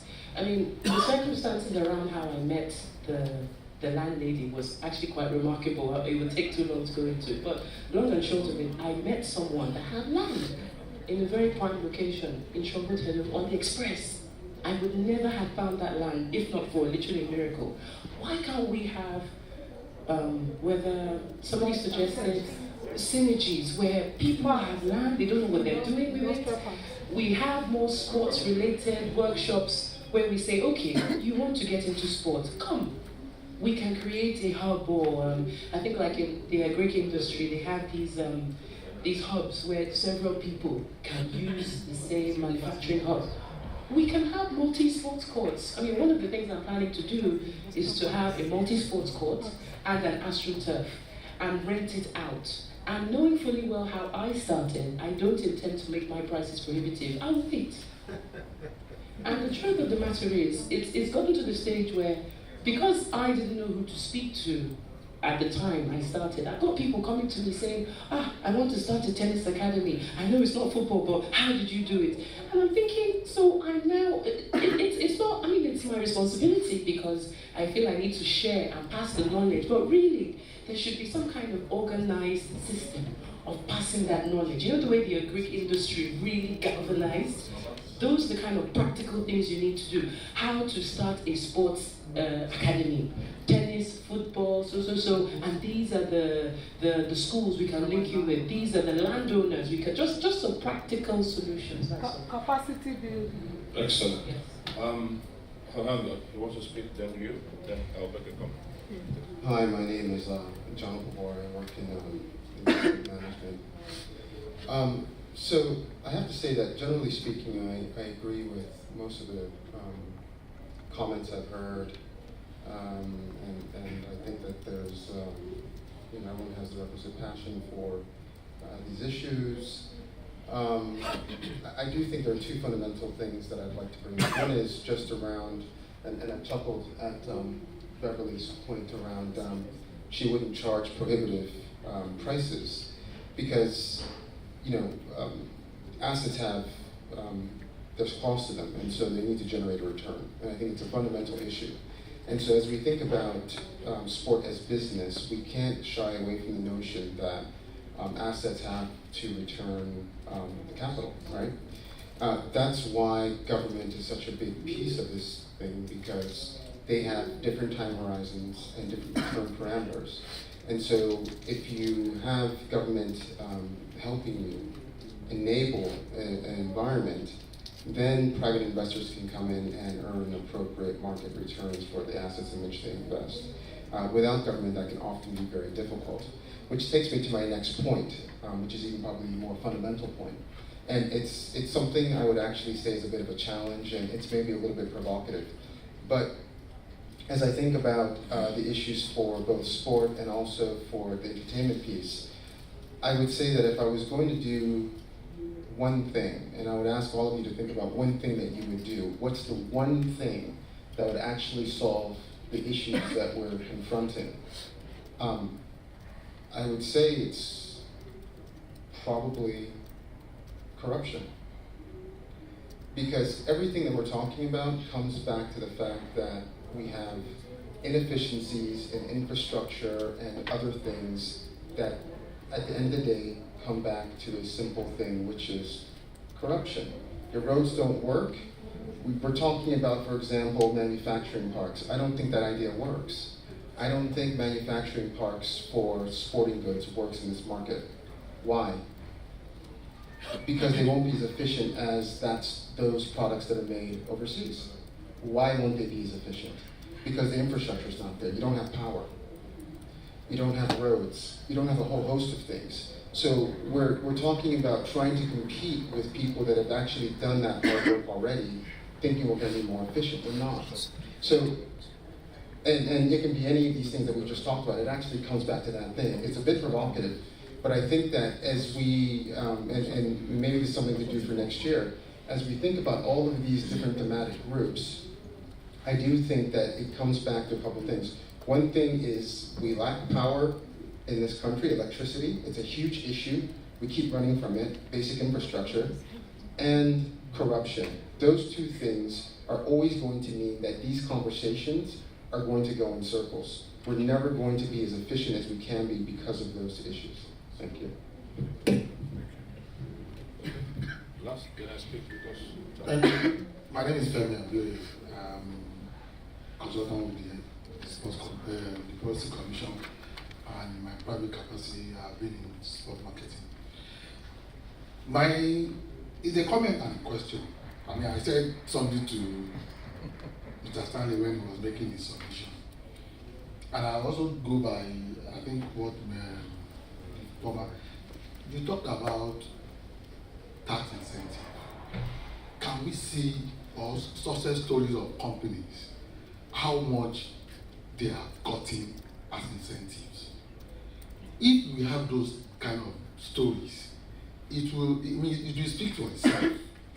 And I mean, to be sincere with you, it might also help reduce people who don't do anything, you understand, and go on the ground to get those incentives. I mean, there are a lot of people out there in the market. Yeah. The second one is the fact that we know there is an executive order on made in Nigerian goods. The Super Eagles wore Nike to the World Cup. Nike or the jerseys, even though, I mean, what Mr. Okubo said about infrastructure, I also believe it's capacity. And if we provide the enabling environment, Nigeria can wear we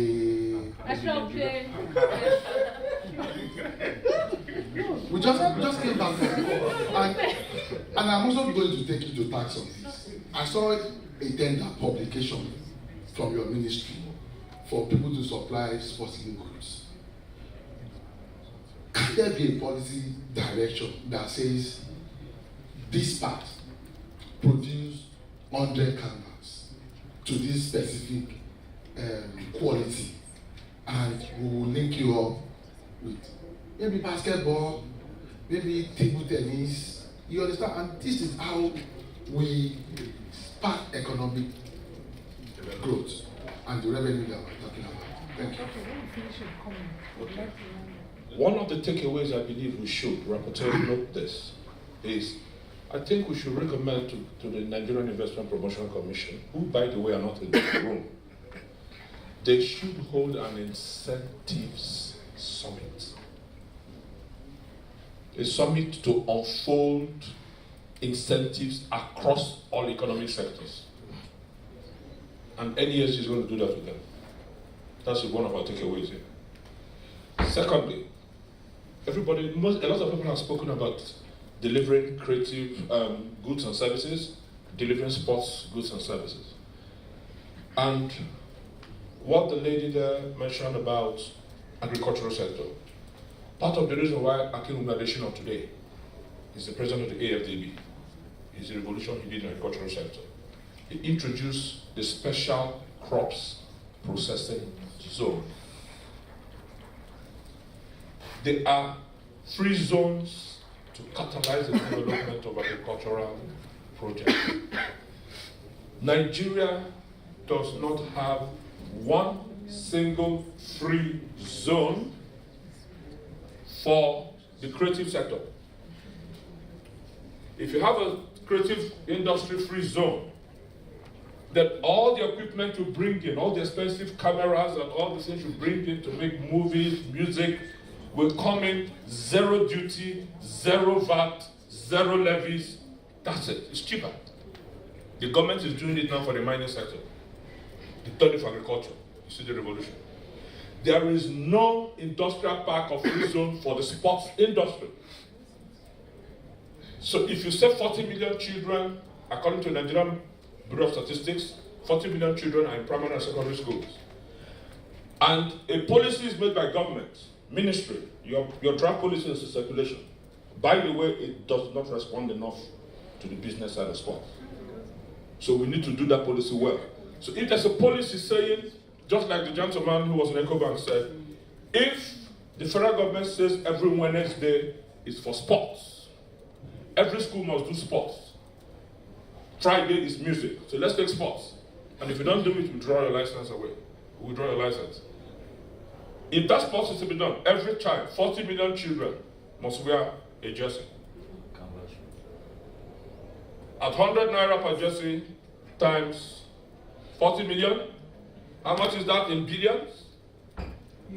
You buy one canvas each, a pair of socks each, shin guard each, a cap each. That's business. In order for you to do it, you need special zones where the entire infrastructure that Mr. Puba is saying is not provided generally will be provided in that free zone. There will never be power outage. There will be good roads, there will be everything you need, and the entrepreneurs that will be there will be free zone enterprises. So instead of having LTD, limited, you have FZE at the end of your name. So these are the takeaways I think we should have from this event in response to many of the complaints. So I will go back to the thematic group chairs. Each of the panelists, you have a minute. My technical advisor is here, he's calling my attention. We need to go back to plenary. 1 minute. I'm going to time you to respond. Thank you. Starting from this end. Yes. How much you want to have? 1. She has gone. For me, I'll use my 1 minute to talk about immediate thing again for NESG to do. 1 minute. I think one of the things you need to think about doing is to create an experts list of both of these sectors, creative industry and sports. Expert list. Yes, and see how you can get those experts tied into the ministries that are, or the parastatals that are supervising these industries, or looking at also the House and Senate committees, their staff, because really a lot of these things are things that are, if we do policies that are business friendly, policies that are more relevant to these issues, we can address these problems. I believe that our policies do not do that. So if NESG can come up with an expert list to tie into those that are creating those policies, that's a good first step. Good. Thank you, Paul. We have a process for that now, and we shall do that. Sorry, I'm jumping at No. Go ahead. For me, I think we need to really work with youths and understand the mindset of youths, and not as it's not like doing them a favor. They're actually the economy. You understand? When you mentioned Nike, what you didn't understand was that just turned around that identity globally. Mm-hmm. You understand? And it was a massive thing for our young people. It became if I whiskey, a version was done for whiskey that sold out in 3 minutes. Starboy, yeah. That money is not coming back here. You don't understand. You see, when you create an economy, you understand? Economy is not tied to one person. There are multiplier effects. And those multiplier effects are what we need to really chase. And for young people, I think it's important we do that. It's unfortunate that Mr. Ladipo has gone. I would have loved to engage him, because part of the problem we are having is that the advertising and the creative industry is running outside of the media, the creators. There has to be a synergy between that industry and Bollywood. I have to start. You understand? I need to engage him. They have screenwriters. We have screenwriters. They have copywriters. Sometimes they took our screenwriters and locked them up as copywriters. So the thing that is bringing us together now is digital, and they are fighting it. He's here complaining about digital content being regulated. He's more worried. The young man here is more worried about the thing being stifled. We need to work together. And I think the earlier that is done, the better. Thank you. Great. So I guess my closing comment is really about, we're always, all the things we've said here today are valid. But I guess I'm pushing back the challenges. We're always waiting for somebody else to do something, right? And so there's a question in my mind about if we, as people working in the industry, are questioning these things. We'll wait for a meeting while we'll wait for NES to ask what's happening, not to pick on you, Michael, to say what's happening with the private sector levy. Whereas if 1,000 people wrote to the National Copyright Commission, or we trended a hashtag on Twitter about the private copy levy, then we would get a response quite quickly. So I think the challenge that I'm throwing back is, as individuals working in the industry, we need to ourselves do more to hold people to account, whether it's public sector or private sector. There are things that we can do collectively, but I think we do need to be thinking about what can we be doing in our private spaces and not waiting for these convenings. I'm not saying that's what you're doing, Michael. I'm just using it as an example. But yeah, that would be in addition to everything else we said, we need to take action a bit more on an ongoing basis. I think that's a very good wrap up. Prof, 1 minute. Give you time, sir. Thank you very much. First of all, I want to explain the issue of 774 mini stadium. It is actually meant to bring out of school children to school. Because if you are not in my school, you cannot come and use my facility. But what I'm saying is it's more long term. No, even it can be done in a short time in this country, if we want to do it. Number two, I have articulated most of my own views in my presentation at the National Assembly stakeholders. I said, if you get hold of that, that will assist us in doing what we have to do. Then there is need for Bank of Industry to appreciate the unique nature of sports content and distribution in order to assist the sustainable development of sports in this country. Maybe after this session we'll talk about it, but I want to express my feeling. I have noticed in this country, when it comes to use of sports, there's usually no time. I sponsored myself to this place, personal money and money, for me to be here, and I cannot express myself. It's painful. I want to appeal to NESG. Dedicate 2-3 days for us to discuss this matter. Then we can take it from bottom to top. Thank you very much. Thank you, sir. I'll respond to that. Yeah, I want to support the idea of incentive summit, because most of the companies, they don't know that there are facilities or incentives for people or companies that sponsor sports. And I want to believe that if such a summit is held, it should be mandatory for multinationals, because a lot of them make money here. We don't see where they take the money to. So I am seriously in support of the incentive summits, where we come and open up and tell you the facilities that are available to any company that sponsors sporting programs. Secondly, I also want to support the need for a very close working relationship between federal ministers or state ministers of education and the sports ministry. If the two work hand in hand, I don't see any reason where Ministry of Education will see a 2-room apartment and give them license to start operating as a school. We have said it so many times from our own ministry, but we don't control them. We don't control the license, we don't control whatever approval that is being given to people. And I want to believe if you go to some of the areas where we stay today, schools are being opened every other day without sporting facilities. And it's not helping us. Thank you, God bless you. Okay, thank you very much. Two things. One, for the creative industry is I would like to encourage the players in that industry to also upgrade the quality of the content that they have. Because Nigeria is a huge market, yes, but there's an even bigger market out there. Now, for you to access that market, you have to deliver content to a certain quality and standard. So I would like to appeal that they should look at that option. Netflix invested $8 billion in content. How much of that did we get? Are we not dollars? Are we not the second largest content producer in the world? Did we get anything out of that? The reason is because the quality of what is produced is not up to the standard. So we need to access those kinds of markets and sit down with these guys. What do you need? What is the quality and all of that?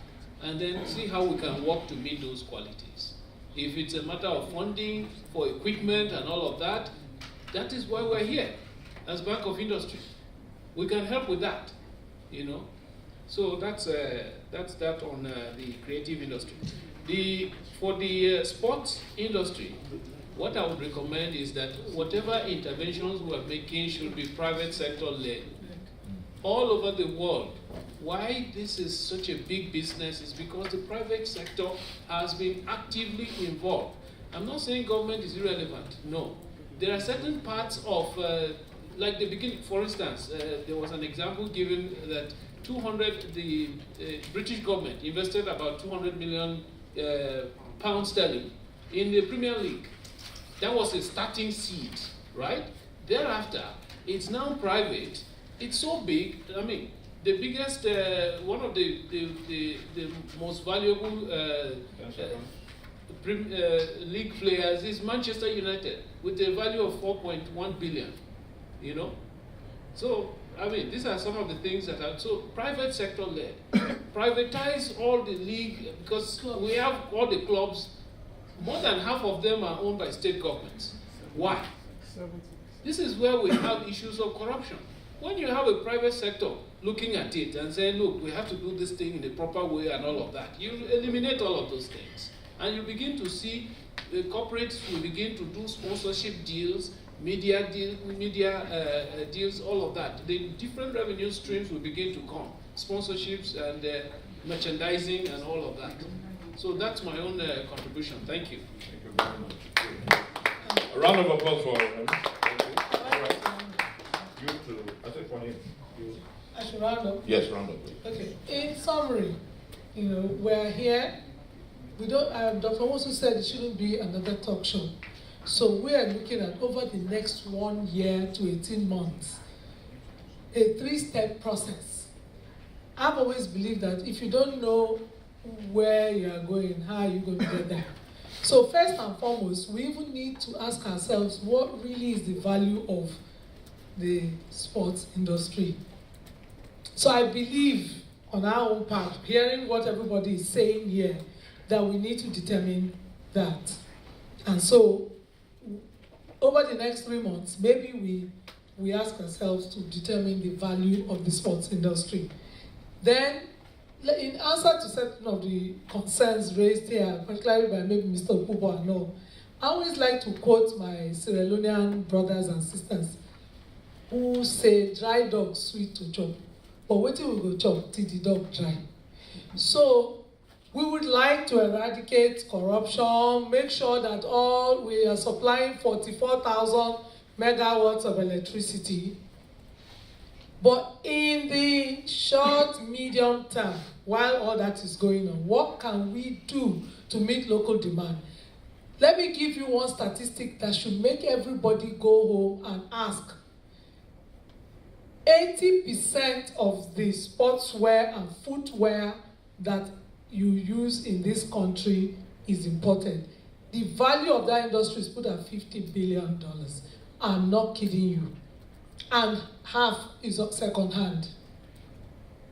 So we are saying that money is leaving this country.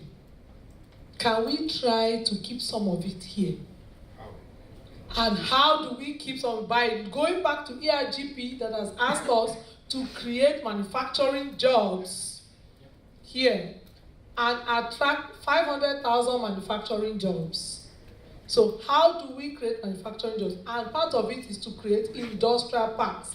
Can we see how clusters of industrial parks in this country can help us go from 20% to 35% by putting in place those policies that will make importation difficult? Thank you. Thank you very much. Please, a round of applause for the panelists and the thematic group chairs. Because I can see most people have been rooted to their seats. Fantastic event. Now, rapporteurs, I'm sure you're very busy. Our takeaways are very, very clear. The value chain study, I think, will be both across the two sectors, both the sports industry and the creative sector. That's one. Secondly, we've agreed that policy is a common issue across both sides. So, the sports sector, there's a draft policy. Your last policy was 1980. 2009. 2000. There's a draft one. Draft one now, but the current existing one is 2009. Yes. But there's a draft in place. So, we need to have a policy dialogue. Prof, your request for 3 days to discuss it, our policy dialogue is usually 2 days. So we're going to have a policy dialogue on sports. There is no policy in place for the creative sector in this country. Yet, the creative sector is worth billions, as done by UNTA. So, we need to do a policy dialogue as well for the creative sector, in addition to the value chain study.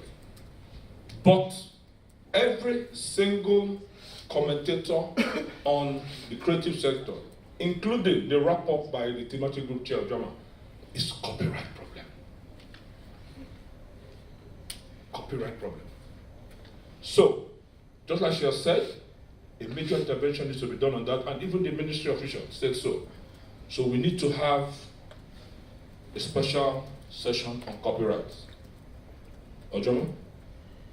And I think the section of business law of Nigerian Bar Association at our forum mentioned that they were planning something like that. So I think we should collaborate with them. And perhaps everybody in the room, because it's a collective thing. If you do have precedent from other countries of optimal legislation and optimal policy on copyright protection, please share when we have this session so that we'll copy from there, domesticate to the best practice in our country. The Federal Executive Council will be receiving from us, from our reports, that we need to establish industrial parks for sports industry, which would include sports hubs across the country, and industrial parks as well for the creative sector, and establishment of more creative hubs. Every other thing that has been said, I don't want to take all of them one by one, but the issue of the expert group from both sides to work with the ministry, that is the essence of the thematic groups. We are going to work between this summit and the next summit on different interventions, policy, capacity building, funding mechanisms, and all whatnot, legislation with the government, picking the best from our policy commission and the thematic groups to work with government. The funding. Yes, yeah, that's true. We are just going to create subgroups for each thematic group. I think the sports sector has created subgroups so that each subgroup will bring out the subject matter experts in those areas. I'll be discussing that with Dr. Mark going forward. Now, second to last, on financing. On financing. The managing director of NEXIM was in this room for over 45 minutes with the person that headed his funding section. But they had to leave for something else. I chased him out and he said, "This is fantastic. I'd like to get a report of this." I know that NEXIM started their creative sector $200 million package before BOI started it. However, both banks, both institutions, need to, it's not just we, the stakeholders, need to be more creative. I think you need to go out on a study tour to other countries that have successfully financed the sports and the creative sector.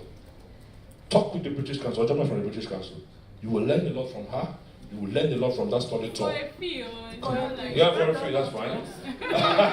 So you come back and you help those of us here and work together with private equity firms, because commercial banking cannot grow the sector. Now, the last thing I will say, Special funding. that's special funding, yes. In this issue of funding, the regulator for the financing sector is the Central Bank of Nigeria.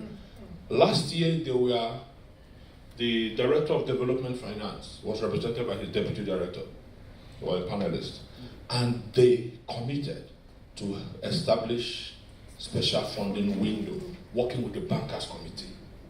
So, now that we've held the second edition of this breakout, we're going to work with them. And because it was that intervention, when Ben Bruce did it under Jonathan's regime, that created the $200 million that was given to NEXIM for creative sector. Now, how special that is, I don't know. I've not been a beneficiary. But that's why I said you need to go do study tours out there, and we'll work with CBN on it. Ladies and gentlemen, the rapporteurs have captured most of what we have said. It will be shared with all of us. These two sectors, when we do the value chain study, you will see that the exponential growth that will be recorded because of what we have done in this room will go beyond our predictions. This is how NESG handled GSM. And today you know what it is. And this is how NESG handled agriculture, to the extent that we did one economic summit only on agriculture. Not like the one we're doing now that covers every sector. We did one on agriculture, we did one on education. So maybe someday we will do one on the creatives and sports. Next year. Thank you very much. Give a round of applause for yourselves so that we can leave the room. Thank you so much, everyone. Welcome. Thank you. Thank you all. Thank you. Thank you.